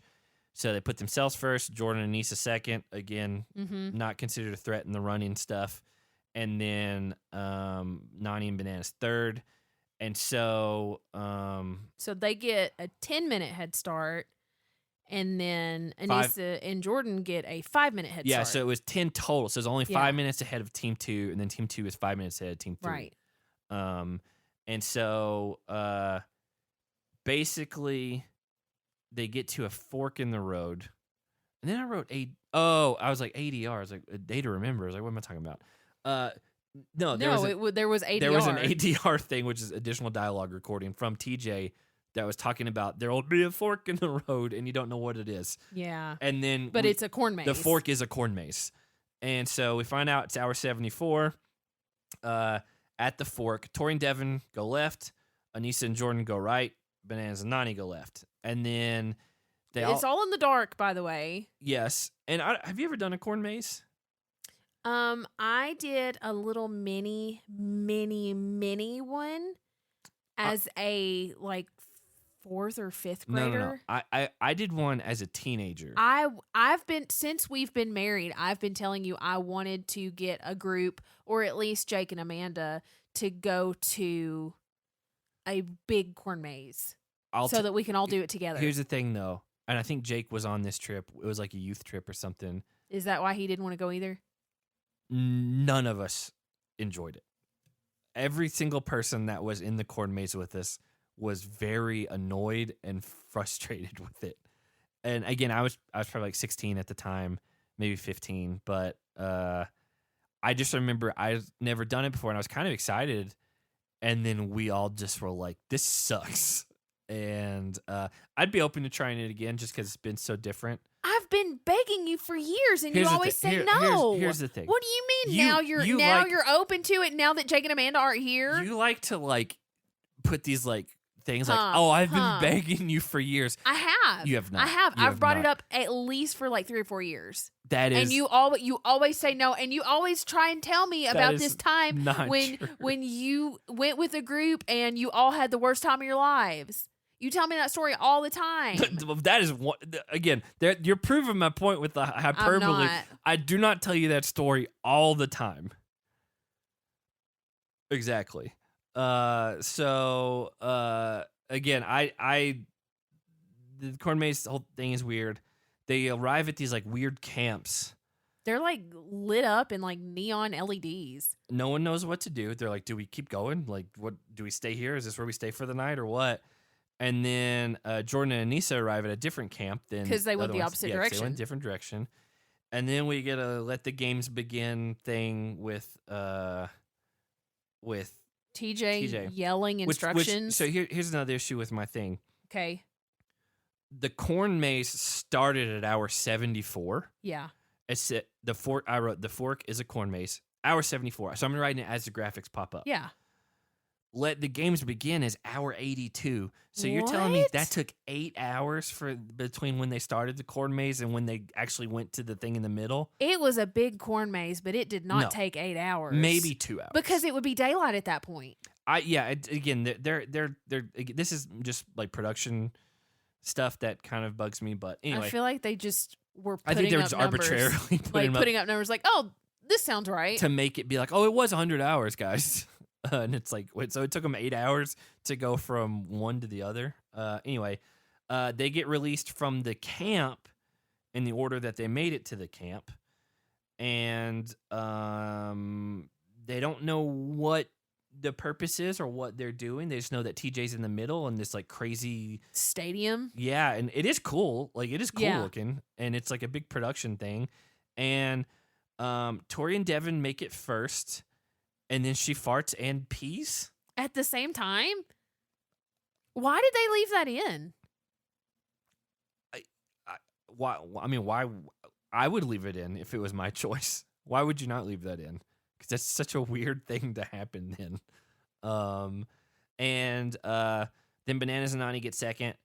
Nani is very mad, and I wrote, and she's being a jerk because she's been upset with Bananas, but he literally at one point was just pointing to like where they were running around to. Oh, that was at the end. I have a note Was on that that. is that yeah, later? That's Okay. at the end. Well, this is building on that. So Well, If it's at the end, we'll once wait, they are released, so like TJ has to call their name for them to start running. Immediately we see or hear that Nani's knee is still bothering her after hurting it day 2. Yeah. And Bananas is in go mode, as she calls it, and is taking off without her. Which like he's like way ahead of like, her. Let's be honest. Like you should be in go mode because he's like it's a foot race. He's like at we this don't point. know what's gonna happen, and if we don't know what happens with the order of the people that get there, and he was 100% right. Yes. The first team that got there ended up being safe, and then the other two, which I've got some theories about that. So he was taking off without her. And yelling like, "We don't have time for you to slow down." Because she kept saying, "Wait for me, wait for me." And he's like, "We can't wait. Go." He's Just right. go. Yeah, and she was mad. Yeah. She was really mad at him for running and not slowing down for her. I don't blame him one bit. Tori and Devin get to TJ first. Even though Nani and Bananas are somewhat close behind, they did not get to TJ first. So once they get there, Bananas is trying to talk to Tori and Devin, not like upset or anything. He's just like, "Oh yeah, we came from that way and we got stuck over here." And so Nani is because it took different paths. Nani is angry and yelling at Bananas, and Bananas tried pointing in a direction to show Devin which way they went, and she slaps his arm away. And it was like very mad that like he had the audacity to point over there. Yeah. And it's like he was showing where you guys were running from, because he was like he's like, the path we took, we went here all the way and it took us all the way over there and then back. And she's like, "Get your hands out of here." Yeah, and I was she "Man, literally let's bring it down." slapped his hand down. Yeah. And he was like, "Geez, okay." Yeah, it was weird. And then Jordyn and Anissa are last, and then we basically come to a place called the Finale Zone. And Great name. We hear that one ride or dies pair comes to an end tonight. And so we find out Tori and Devin, because they got their first, are safe from elimination, which I said to you, yeah, I was like, I wonder if that would have been the case if Horacio and Olivia were still in the game, or if at some point they would have cut the 4th place team along the day 2 or something like that. You know what I'm saying? They're like, oh, whatever team comes in last after the food challenge. Yeah, goes home. whoever's last to finish the ice cream is it. Yeah, that's it. So, but if not, then that means there would be 4 teams in this thing, which I would assume mean you have to do like maybe they did it this way, where like the team that finished first got to pick who they went against out of the other 3. You know what I'm saying? Yeah. Or they did like team 1 versus team 4, and then team 2 and 3 versus each other. Because, there's no way you would have made 2 of the teams safe, I wouldn't think, at this point. Or maybe they would have. Maybe they said top 2 teams, like, you're safe, and the bottom 2 are fighting to stay in the game. Yeah. So stuff like that, I would like to know. But So obviously Devin and Tori are safe. Yeah. Since they arrived to TJ first. Bananas and Nani make up. Yeah, Before the- like even though this proved Bananas right in that moment, Yeah. he still was the one that went and apologized and made up with Yeah. Nani. Well, and I think also he knows that like She's got to be in the right headspace she shuts before down, they you're go done. to that elimination. Yeah. Like Because he had already said something in the previous episode, or maybe it was towards the end of the first episode, where something happens and he was like, I can already kind of see some of the life leaving Nani's eyes. yeah. And so he's like, I have to counteract that. So yeah, they make up. We see it's going to be balls in, like before TJ even announces it. Classic. Except that it's a balls in where there is like an end zone where probably there's like a 5-foot diameter around the ring or circumference around the ring that is a safe zone. Once you get past that, there's no more contact allowed. Basically, you're just trying to knock the ball out of the person's hand Before or they make it to the safe incapacitate zone. them until they get to the safe zone. Because once you're in the safe zone, That's it. You're good to go. That sounds easy. You enter the safe zone, you just set the ball in the hole. No contact. So Nani versus Anissa first. Nani blows by Anissa because Anissa's rolled ankle. Yeah. And Nani's just quicker. And then Nani just absolutely blows it. I don't know how. She just I don't know how it happened. In her mind, she's still in like fight or flight mode and she's pure flight. Yeah. And she Gotta just be quick. like she's like, I just gotta get in there. And she's like 2 feet away from the thing and just kind of like tosses it at it. And it just bounces out. And it's like, oh my God. Like, you may just cost yourself $1 million. Yeah. Because you did that. And then Anissa goes right at Nani. But Anissa drops the ball. So luckily for them, that evened out the score at 0. Bananas and versus Jordyn go. Johnny said that losing tonight's elimination is not an option. It was much more physical with the guys. Well, yeah. Like Anissa was physical, but also she's got a really injured ankle, so she's not about doing to be much worse. She's not doing as much. Yeah. I thought it was interesting that Banana said that, you know, because this is a physical elimination, he took off his long sleeve shirt.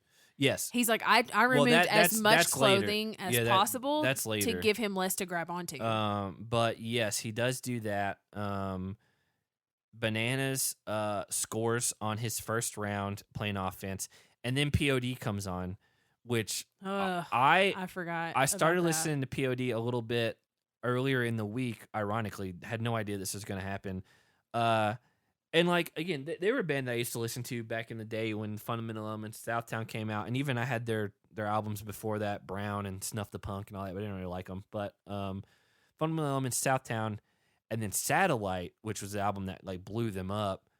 And like I listened back to them this year. I mean this past week or so, and I was like, for what they are, which is new metal, which is not like groundbreaking, whatever. I was like, these two albums back to back are like solid.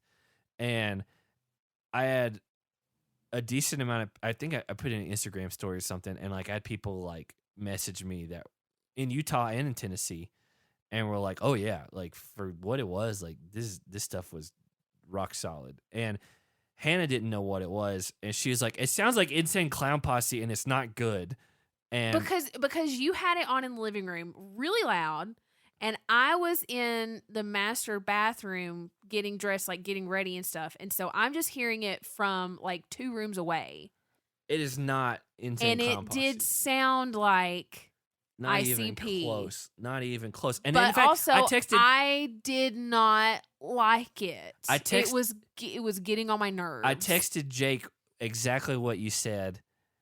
Yeah, you texted him a quote. Yeah, and he was upset about it because he agrees with me. And then another guy that you kind of know, but I know I've known for a long time, messaged me about it. He's like, yeah, they rule. And these are people who are not into like new metal, but like they understand. Jake's into new metal. Jake is more so than this other guy, but and more so than me. But he's like, yeah. And I told him what you said, and he was like, wow. He's like, you should get a divorce. And he's like, just kidding.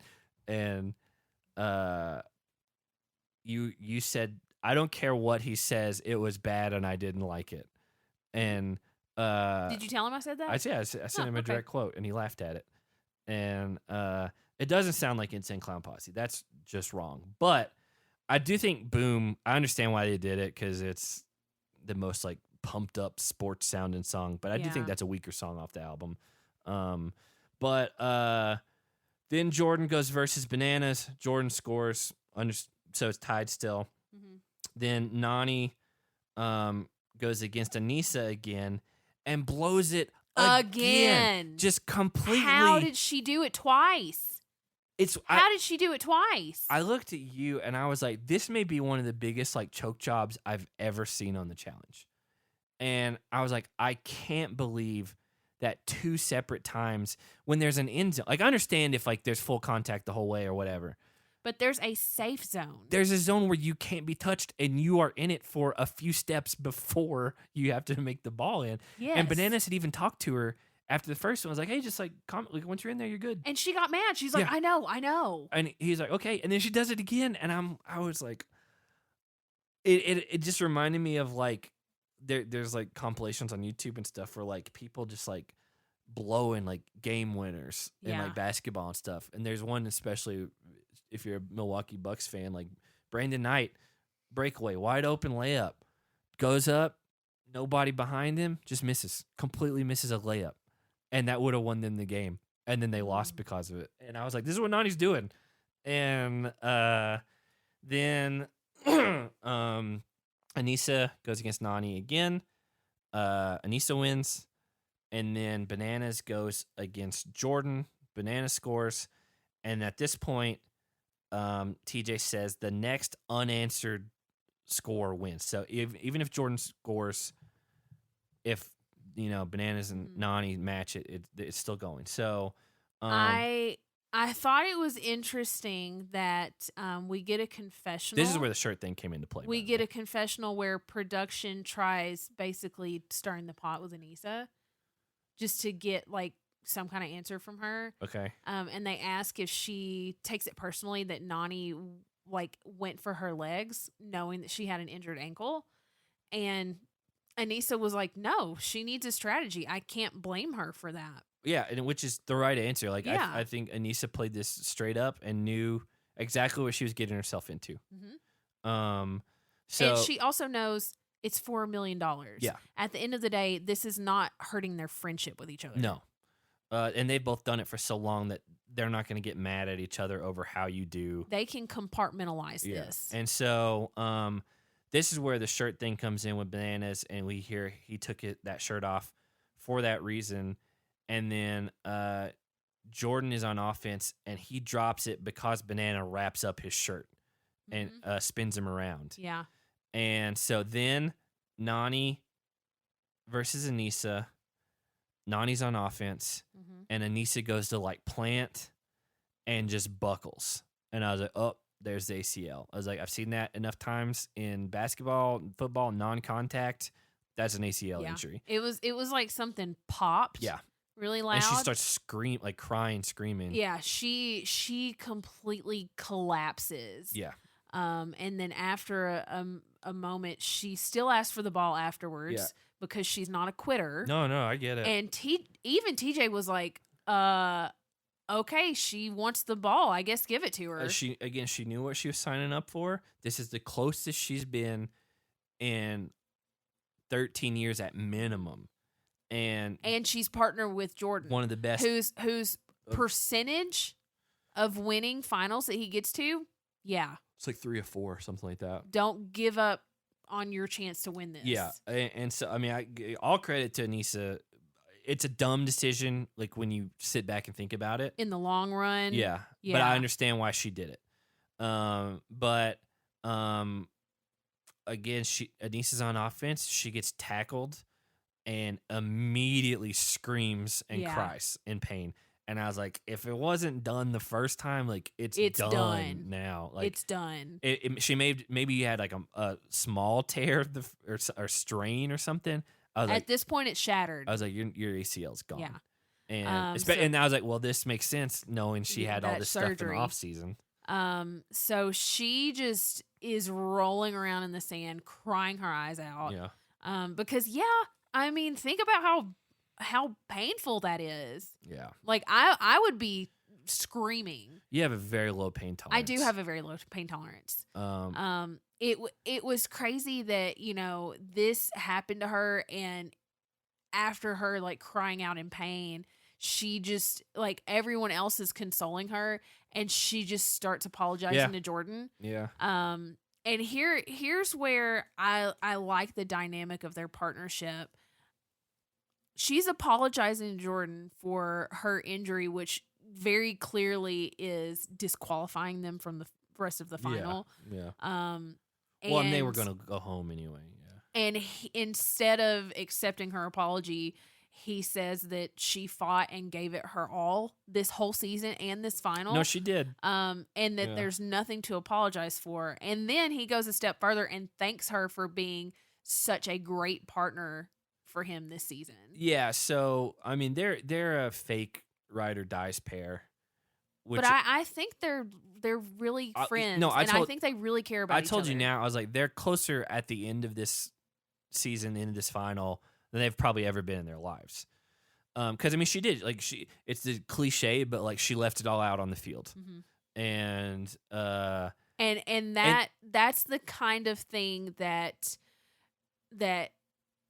earns his respect. Agreed, but like I told you, I think after this, I was like, she needs to be done. Yeah, I was like, what a serious injury to have. I was like, you've torn your ACL trying to push through to make this. And I was like, it's never been a heart issue with her. Like, she's not going to quit. It's that, like, you at some point when you reach a certain age, your body starts to fail you a little bit. Bananas is an anomaly at 40 because he's just kept himself in great shape.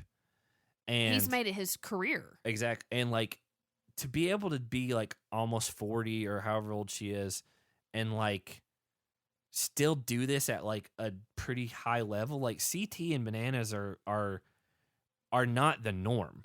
No. And like it's just like you can't.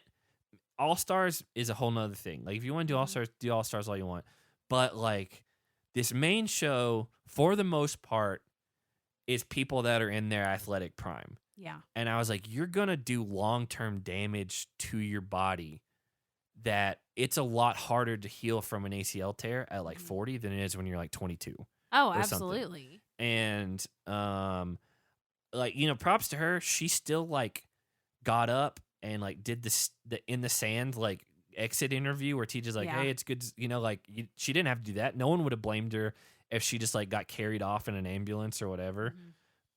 Which I wonder if there was a corn maze all the way around. I hope not, because there's no way they made her walk back the corn maze. Or they made like a medic like carrier through a corn maze. Yeah, like that would be so annoying. I hope it's just the backside was like there was a lane, because they had to get all that production stuff in there. So there's got to be somewhere where there wasn't corn maze. But man, so the teams go to separate camps, that we saw earlier, and we find out that there's 3 hours remaining. This is where that weird time jump happens, where they wake up in the morning and they're like, oh, it's almost over. Oh yeah. And then it's like nighttime again. So it so after that, it's just Tori and Devin and Johnny and Nany left.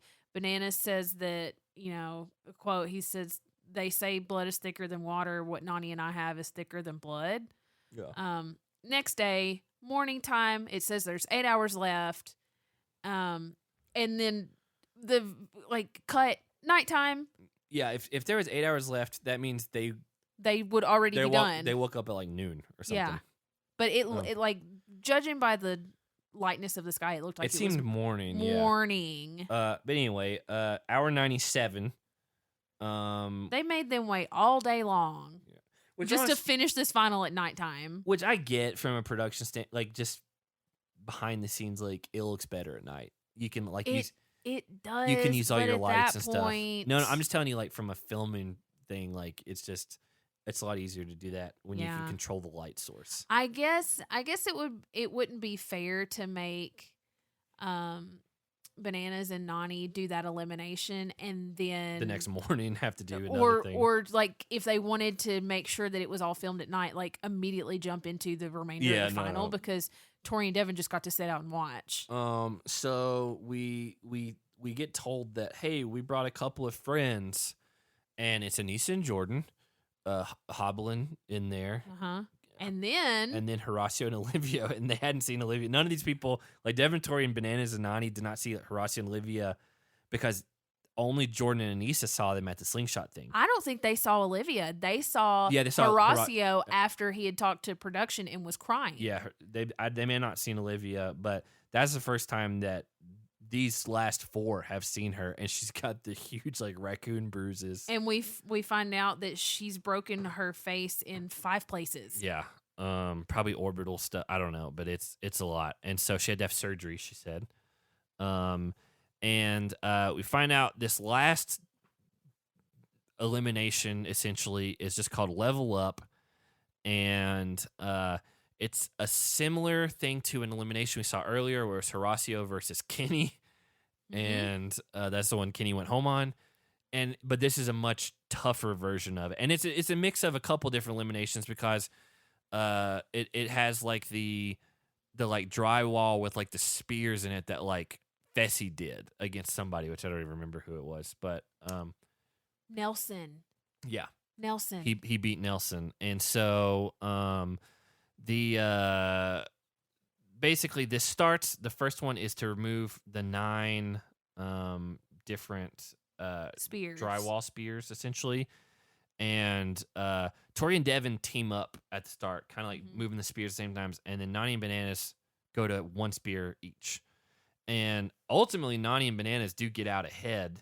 Bananas is just really strong. He's got a lot of arm and back strength, and shoulder strength. Yeah, so he's definitely got more muscular strength than Devin, and Tori's got more muscular strength than Nany. But I think Bananas' strength outweighed. Well, overall, yeah.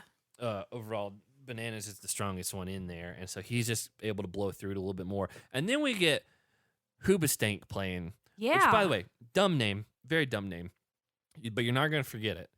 But also, when it was playing, I was like, in retrospect, for what they were better than like a lot of the other bands like that at the time. And then I told you a story that I'd read on Twitter where the lead singer of Hoobastank said when we were recording one of their second album or whatever, they did a track with Rihanna singing on it because this was right after the Super Bowl and Rihanna performed. And he said she was kind of an unknown then, an up-and-coming artist, and we decided for the album to not use the version that she sang on. And he was like, in hindsight, that was a really bad idea. And he was like, to be fair for us, though, he's like, we didn't think the song The Reason was worth being a single either, and that's probably their biggest song they've ever made. It is their biggest song. And it's just funny that they would have had crazy residuals of stuff from Rihanna's fame now, just people going back. For sure. But they just did. I don't know if it came out on like EP or something, but they're like, it didn't make the album. And that's just funny now because she's one of the biggest names in the music industry. So Nany and Bananas finished the sheetrock arrows thing first, and level 2 is you have to break down a wall, and then behind the wall there are 200 cinder blocks, 30 pounds each. Are they 30 Yeah, pounds they are each? 30 pounds each. That seems heavier than what I thought, but that may be right. No, they said multiple times 30 pounds. Huh. And so, yeah, you basically got, it's not even that you have to get them all out. You have to get them out and then realize there's a pattern. It's a puzzle. Yeah. And so Devin and Tori realize that there are top pieces that have writing on them, and then there are pieces that don't have anything. And those are the kind of interior pieces. And so they start separating their pieces very methodically. These ones have lines on them. These ones are just color. These have nothing. Bananas and Nany already arguing. They start screaming at each other. They do start separating their pieces, but it is all kind of mixed together and not nearly as strategic and accurate as what Tori and Devin do. Now, Tori and Devin are also doing the opposite side of their puzzle. So there's two sides of the puzzle. Yeah. They start on the side that faces away from Bananas and Nany so that they can't see what they're doing. And Bananas and Nany, obviously, they got a head start because they just got to it first. But what they did as well is they split up each side. Bananas did the back side, she did the front. And on the other side, Tori and Devin did the side at the same time. Yes. What screwed them, one of the things that screwed them, is Nany starts building hers and builds it up a level too high. And so she has a blank layer. She's got a blank layer on the bottom that is going to come back to haunt them because everything's going to be one row too high. And so Bananas and Nany have to start their puzzle completely over. So that means they have to, because it's not just putting up the puzzle part, you have to fill it in with blank cinder blocks. But first, the first time they just had to take off that one side. And they're like, man. But there's 30 pounds of cinder blocks and several, probably 6x6 at least, if not more than that. And so you have to take them all down because it's the bottom row that's messed up. And so then they had to rebuild it. And so they start doing that, and they start getting frustrated with each other, start arguing some more. Devin in a confessional just says, "Get the divorce, sign the papers, it's over." Well, and it's I don't think he meant that as in the puzzle. I think he meant that as in their marriage. Yeah. They do rebuild Nany's side that she was working on, and then they realize that we are missing one of our pieces. One of a corner piece. One of the painted pieces is gone, and they were like, probably it's in the middle. It got in the middle, and at this point they are completely. By the way, they start playing Peter, Bjorn, and John. One of my favorite bands from Northern Europe. I don't know exactly where they're from, but they're from Norway or Denmark or something like that. Peter, Bjorn, and John make really good music, and I was like, man, what a weird call right here, but it worked. And at this point, Nany and Bananas are just checked out completely. Yeah, Tori and Devin end up taking the lead back. Jordyn, in a confessional, says he has to, quote, see his girl do this.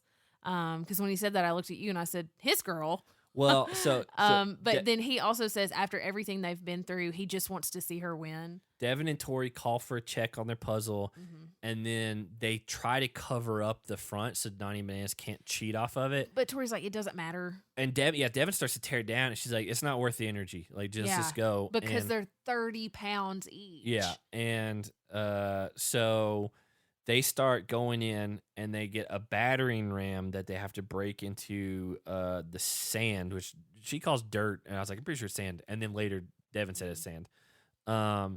And so Devin says it has to all be out of the room, which isn't necessarily true, but their escape door is only 2 feet from the ground. So from the bottom. Yeah. So if the hole they have to get through. So if that wall is 6 feet, 7 feet tall, you've got to get that top 5 feet out of there to be able to get up and under. And so they're pulling through it. They're digging that sand out, and at this point, Nany and Bananas are just kind of watching. Bananas said that he looks at Nany and sees the soul leave her body, and they just basically accept their defeat because Bananas says he's not taking it apart again. And he says his back was messed up. His back was really bothering him. He's getting older, even though he's in really great shape. It's getting 200 cinder blocks. The older you get, the harder that is on your body. Well, and you're, quote, almost 100 hours into this final. Right. And this is a lot of stress. And so, yeah, they're done. Tori and Devin dig through. They get to the next phase, which is just pulling all these chains. And you're just pulling it until you're done pulling it all off. And Bananas and Nany basically just watch. Yeah, it's all forearms and back, essentially. And, yeah, they just give up. And then in the confessional by himself, Bananas starts tearing up, talking about losing for Nany. And then Tori and Devin get in there. They pull the final lever. They're the champions. And then they play an Eve 6 song. And it's not even like a big name Eve 6. It's like a deep cut Eve 6 song. And that's a whole nother 90s band who, like, I love Eve 6. And I still follow them on Twitter because he's very anyway, their lead singer's very outspoken on a lot of things, but he goes viral all the time for dumb stuff he does. Nice. So Tori and Devin are the new challenge champs. I think it was a long time coming. I'm really glad to see Devin finally get a win. I really wanted this for him. I'm really glad that Devin got a win for sure. I told you I'm a little less glad that Tori got a win because Tori, up until this, has been a big disappointment as far as challenge career, and she gets cast every season. Yeah. She in your opinion, she's more of an overrated player. Absolutely. Without having the statistics to back it up. Yeah, even like eliminations and stuff, like she doesn't pull through the way that you think she would. And then anytime she's made a final, she's lost, and it's been like pretty bad losses. And like, it's ironic that she had to have Devin on her team to pull it out. I mean, they got some breaks with injuries. I don't know. And stuff. I think she and Devin are a near perfect partnership because like there was only one real instance where they started to argue. Yeah. And immediately nipped it in the bud. No, I get with that. With open communication. Here's the thing. But they each bring something to the table that's beneficial to the other. That's true. Where Devin, it may not be physically one of the strongest guys in the house. Yeah. She is a little bit more on the stronger side of the girls. Oh yeah, in the house. For sure. And like there's even one instance in this final where she says, okay, at this moment, Devin is the brains and I'm the brawn. Yeah, it was during Cinderblocks. Yeah. Days, yeah. And so I think they just really balance each other out very well. Because Tori can do puzzles. But no, she's not great at puzzles. But she figured out the mirror. Agreed. And got that. Let's calm down a little bit. In War of the Worlds 2, she called that out herself. But again, she was basically partnered with Jordyn in that final and got cut because she couldn't finish a puzzle. Yeah. And like again, like they did balance each other well. They get another confessional with Bananas with Nany, and he's crying again in there. Did completely different day, different outfits, different day, all this stuff. He's not upset about him losing. He said that he's upset about Nany losing, and Nany kind of cuts him off, and she's like, it's okay. I've lost 12 times. It's fine. Yeah. Well, she's not. Yeah, I guess technically, she's not made 12 finals, but she's lost. She's lost 12 seasons. Yeah. So Devin and Tori are at the like podium. Essentially, it's not podium, but like there's talking and like being congratulated and all that. And Devin and Tori says that they decided they're going to give everyone $38,000 since it's the 38th season.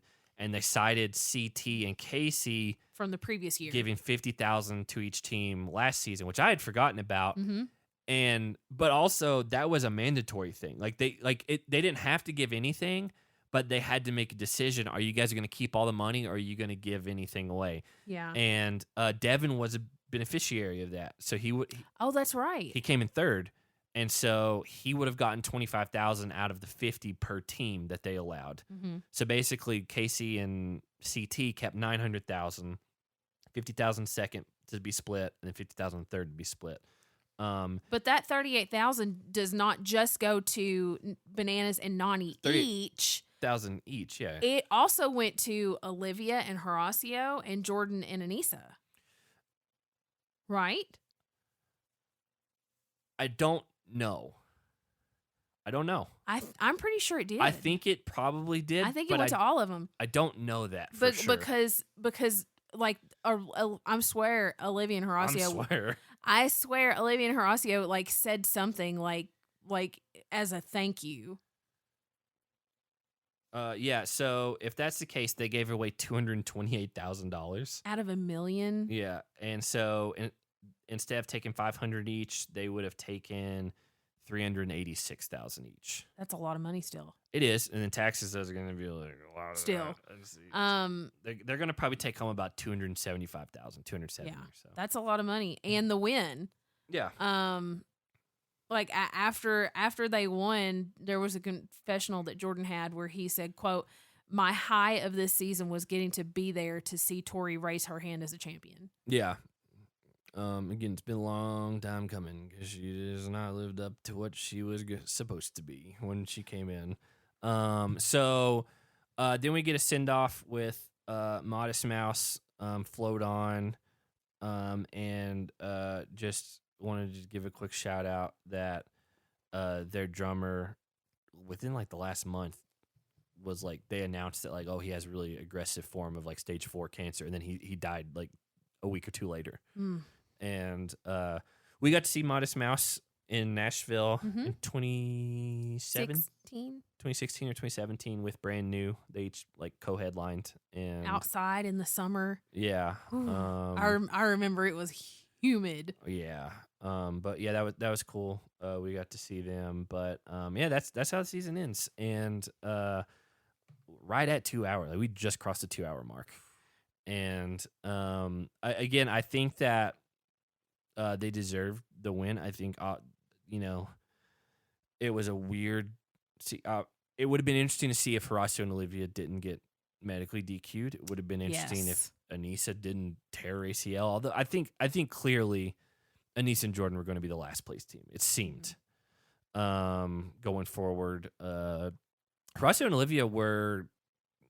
They were very well rounded. They were, and I wouldn't say that they were going to be able to just win it all, just because they don't have the experience that even like Tori and Devin have from being in finals. But it was not out of the realm of possibility. They were the threat that the more experienced teams were afraid of because they were a wild card. They were the dark horse. Yeah, and so yeah, that's how I think the season ended up being. It was a good season. I think it was a good season. I enjoyed it. It's just, again, like, this is late because it all started in Christmas. And, Not Santa Claus the horse. Santa Claus the one that trespasses in your house. Yeah, we just, in the middle of moving, like 2 months later, we had to go back home to Tennessee, and no internet, no way to record. Not had to. Got to. And so that just put us behind, and it was just really hard to get caught back up. Going into the Challenge World Championships, unless something unforeseen happens, the week of, like, we should be able to record week of no matter what going forward. It may not be Wednesday nights, but I would say the weekend at the furthest. It's just it's easy to record one. It's just when you get two behind, and then you have more stacking up, it was just a lot. So, you apparently have superlatives for every episode. I have them for every episode. For this episode, you gonna ask me? No. God. Okay, Hannah, who smashed some heads for this episode? Oh my goodness, I'm so glad you asked. For this episode, the cinder blocks smashed the heads. They did. That was a great choose.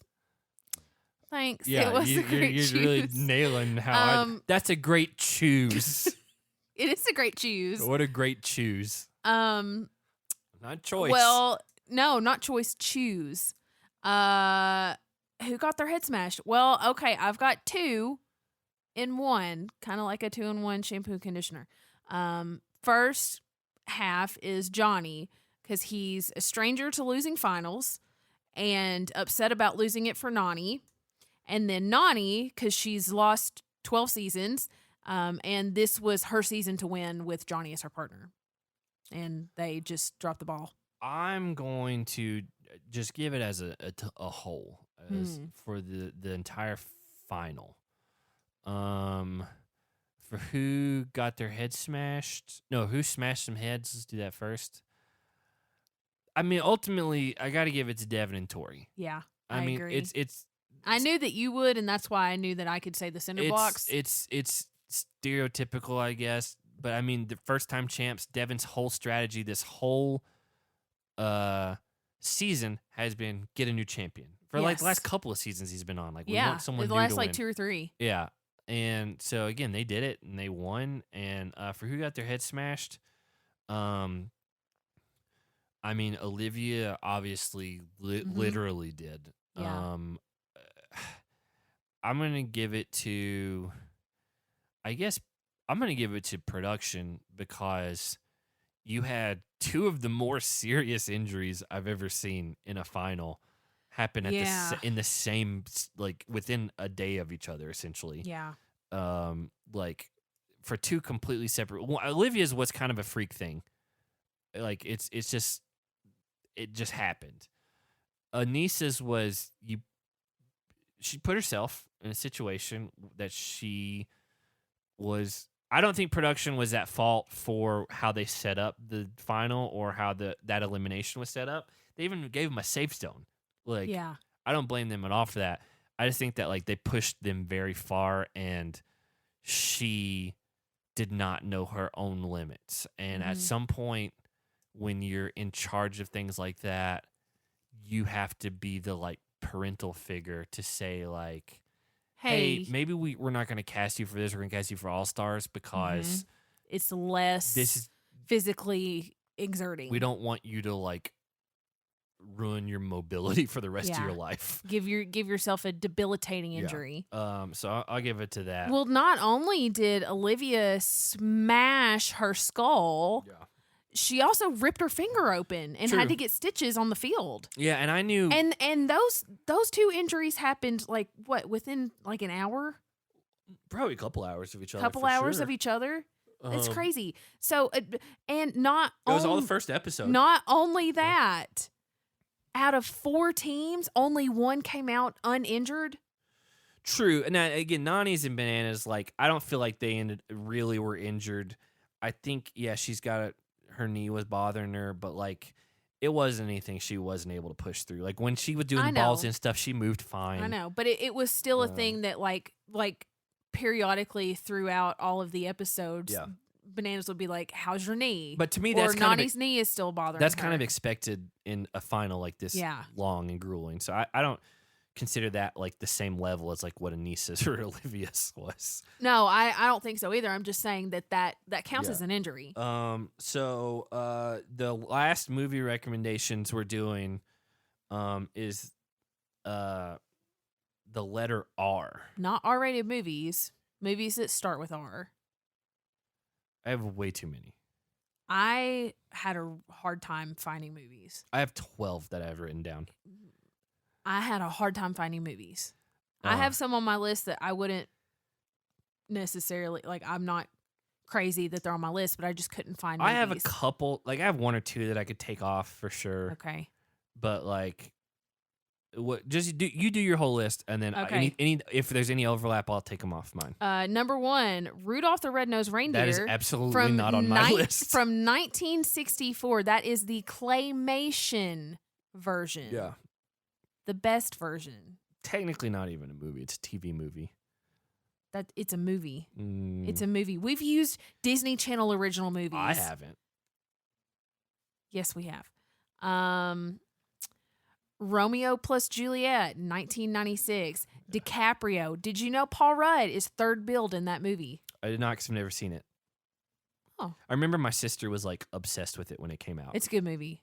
I remember the first time I watched it. She graduated high school in like the year 2000, so she probably was like 15 or 16 when that came out. Yeah, prime. Yeah. It's Romeo and Juliet, except they're like they have guns and like they talk. They're like gangsters in the city. I know what it is. I just never watched it. It's just an interesting take on it, and I love almost any movie Paul Rudd is in, and I like Leonardo DiCaprio. Yeah, you like that he only dates. You know what? They have to be under 26. No. So I actually weird that came up. Initially, who's the female lead in that movie? Oh, I have to look it up. Give me 2 seconds. I can't remember her name. 2 seconds. Is it? It's not Claire Danes, is it? Because again, I've never seen it. I know what the cover Where's looks the like. cast? Claire Danes. Okay, so it was Claire Danes. I don't know how that came to me, by the way. I have no idea. But anyway, initially it was supposed to be I just lost it now because I watched a trailer for a movie that Keira Knightley was in. Natalie Portman. It's supposed to be Natalie Portman as that, but they didn't cast Natalie Portman because they thought it would be too much of an age difference between Leo and her, and they didn't want to look like he was going after a really young girl. And they're like, very ironic now. Yeah. How old would she have been? Probably a couple years younger than Claire Danes was, but nothing to the degree of like what he is now. But so what's your third one? Did you know John Leguizamo is also in it? No, I haven't seen it. Yeah. He was in the awful Mario Brothers movie. Next one. Oh. Playing an Italian plumber, by the way. Okay, my next two were good ones. Okay. Ready? I don't think we're going to overlap at all. Yeah. Rush Hour. The first one. Yeah. Okay. Any of them. Because here's the thing. Pick one. Here's the thing with movies where there's sequels or trilogies, you can only pick one. Yeah. So I just went with the first one. Okay. I think that's the wrong call. I enjoyed both of them. I just picked There's three of them. We watched all three. That is right. And there's a fourth one that they're filming right now. I know. Yeah. I just went with the first one because it's the first one. It's the introduction to the universe. Yeah. Okay. So what's your next one? Remember the Titans. Okay. It's one of my favorite movies of all time. I remember the Titans. Yeah. And then my last one is Richie Rich. I had Richie Rich on my list, but I don't have a strong conviction about it. Yeah, I don't either. I just remember I kind of liked it, watching it. That's how I was. I owned it. I had it on VHS, and I thought there was some cool things with like the toothpaste technology that like melted the bars and like they had the laser that like broke off all their face and all that. I was an older kid when I watched it. I watched it when it came out. I didn't watch it when it came out, but I was an older kid when I finally got around to watching it, and I remember thinking like, some of the stuff's a little goofy, but also some of the stuff is kind of cool. This was like the first, and I liked the premise. This is an old comic from like the 30s, like Sunday, and then like so. I this was like the first big departure from Home Alone that Macaulay Culkin was in, and it was okay. I have it on my list because I didn't think I was going to get very many movies. Yeah. So I'm going to go. I'm going to take off Richie Rich. And Remember the Titans. Those are one right next to each other. So here we go. Number one. You didn't even have to think about it. Ratatouille. And I knew you wouldn't have it on your list. I knew for a fact you would have it on your list. Great movie. I hate that movie. Great. It is a great movie. I hate that movie. Great movie. And we've had many of our patrons tell you how wrong you are. I don't care. My mind will not be changed. I hate that movie. I hate that movie. There was such a good reference in Everything Everywhere All at Once to the Ratatouille thing. I will give them that much credit. It wouldn't even make sense if there wasn't a Ratatouille. That's the whole thing. Like if that movie didn't exist, that wouldn't have happened. So Ratatouille. Second, Raiders of the Lost Ark. I knew you'd have that one. Definitely the first Indiana Jones movie I ever saw. I don't think I've seen that one. You haven't seen that one? They go for the Ark of the Covenant from the Bible, and there's Nazis in it, and it melts their faces when they open it. I don't think I've seen that one. I've seen the one. No, you'd remember it if you saw it. The one I have seen is the one where they get the crystal skull. Oh, so you've only seen the fourth one. It's aliens that come down. Yeah, I haven't seen that one. That's the one with Shia LaBeouf. That's the only one I've seen, and I hated it. Yeah, it's not. But also, I don't like alien stuff. Well, it was considered really bad. Yeah, like the first three are good. I don't like it. First three are good. That one was like, ugh. And then they're coming out with the last one. It's coming out soon. That's the one where they've like CGI like de-aged his face for whatever reason. I don't know about that, but they basically are acting like Shia LaBeouf didn't even exist. Ugh. And sucks. So third, this was one I didn't have a strong conviction about, but I did enjoy it a lot when it came out, was Rat Race. Oh. You've talked about that movie. I haven't watched the whole thing, and so that's why I didn't put it on my list. Walmart used to like sell VHS movies for like $5 now, like how they do with DVDs. And I just remember I like bought it when I was like 13 or something like that, and it's like Mr. Bean. Mr. Bean's in it. Like Seth Green and Whoopi Goldberg and John Cleese from Monty Mhm. Python and John Lovitz. And anyway, I liked it at the time. Going back to my well of movies that the sequels are better than the originals, The Rescuers Down Under. Oh, okay. So much better than The Rescuers. The Rescuers Down Under is very good. Going also back to sequels that are better than the originals. Rocky 4. You're not going to guess mine. So I keep thinking you're going to say Rush Hour 2. hold on. Rocky 4. I've never seen any of the Rocky movies. 4 is the one with Ivan Drago, which is the Russian that he has to fight. It's the best one in my opinion. And it's probably 4. Is that the one your dad talks about all the time? Probably is the best one. 4. 3 I think is Hulk Hogan, and then 2 is Apollo Creed, and then 1 anyway. It's been a while since I've seen the earlier ones. 5 is like street fights. It's a guy named Tommy Gunn. It's weird. It's not as good. Then I have Roadhouse. I knew that you would put that on your list. Which we just watched for the first time like a month or 2 ago. It was longer than that. And it was before we went home for Christmas. Was that could have been 2 months ago? And I'd never seen it before. You'd never seen it before. I enjoyed it. I wasn't crazy about it. It wasn't as good as like what I'd heard. I think if you were like in the 80s when it came out, or even in the 90s, it would have been like, oh wow. And I am excited to an extent that they're remaking it or making a Roadhouse movie with Jake Gyllenhaal as the bouncer. That's coming out soon. I would watch that. I love Jake Gyllenhaal. Next on my list is a very obscure movie. Requiem for a Dream. No, I would not put that on here. That movie will ruin your life if you're not careful. You got to stop guessing mine because you're not going to get them. This is a movie from 1979 called Rock and Roll High School. What? And I was really into the band The Ramones for a while. And this was a movie that they kind of starred in. And it was about a high school that was all about rock and roll. Only watched it one time, but like School of Rock. No, not like School of Rock. Then I put Rookie of the Year. Oh yes, I know. Where he what breaks that his movie arm and he can throw it really good. Yeah. And they say he's in the doctor's office, and they have him like wind his arm up, and it like creaks, and he's like, now slowly bend it forward, and he hits his doctor in the face, and the doctor goes, funky butt loving, and his friends are like, funky butt loving, like what is that? That's a great movie. I haven't really seen it, but I know what it is. I own it. I have it on DVD in there. I do have Rush Hour 2 specifically because I think that is the best of the 3. Again, another sequel better than the originals. And to round this list off, which I couldn't think of a better movie to go out on, which I don't think you're gonna. Do you want to venture a guess? Because you've been trying to jump into all the other ones. I have been trying, and then you finally said Rush Hour 2. Yeah. No. The Room, which is. Oh, that's right. I saw it and I thought, oh, I bet Zach puts that on his list. If you don't know what The Room is, it's a movie that's so bad that it's good. But it's a guy named Tommy Wiseau who just has a lot of money and ended up making a movie and played it real serious.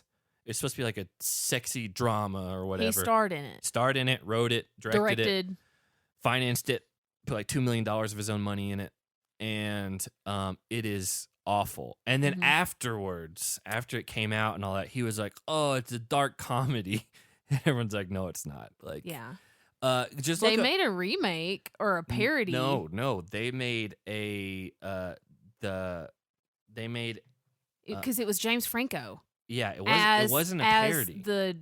It was director. telling the story of how the movie got made. Oh, and he was playing Tommy Wiseau, and it's got like Seth Rogen and like it's got Paul Scheer and a bunch of other people in it. Did Dave Franco?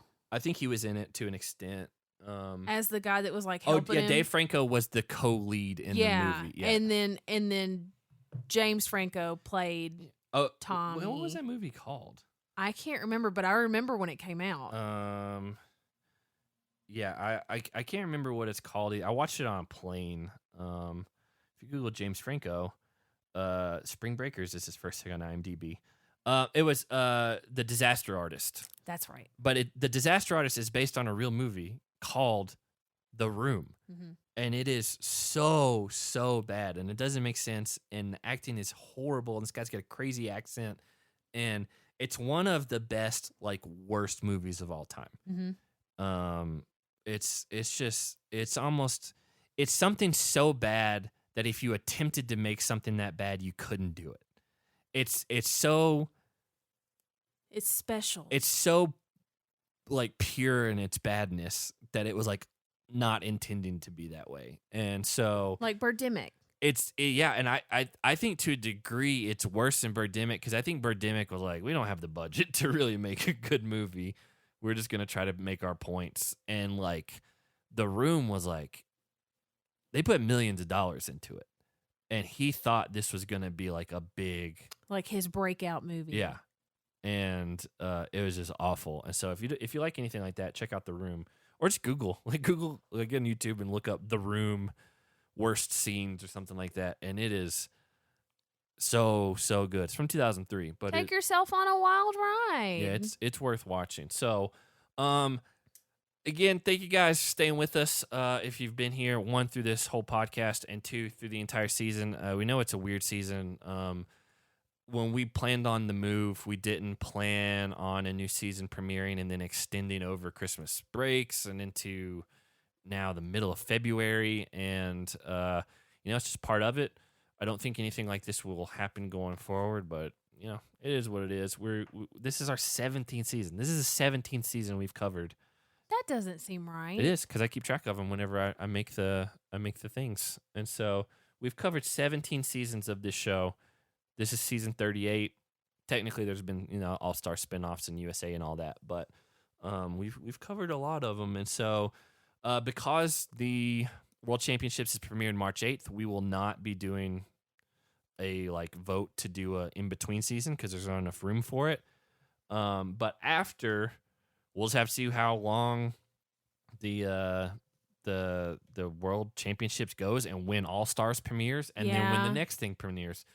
Because if I know anything about Bunim production, they do not plan out their release schedule very well. And so who knows? Yeah, you may have All Stars premiere in the middle of another season for some reason instead of breaking it all out. They did that before. They've done it twice now with All Stars.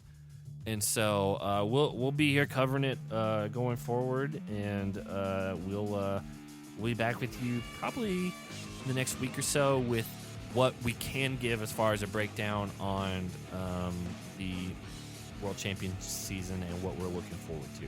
So until then, stay cute.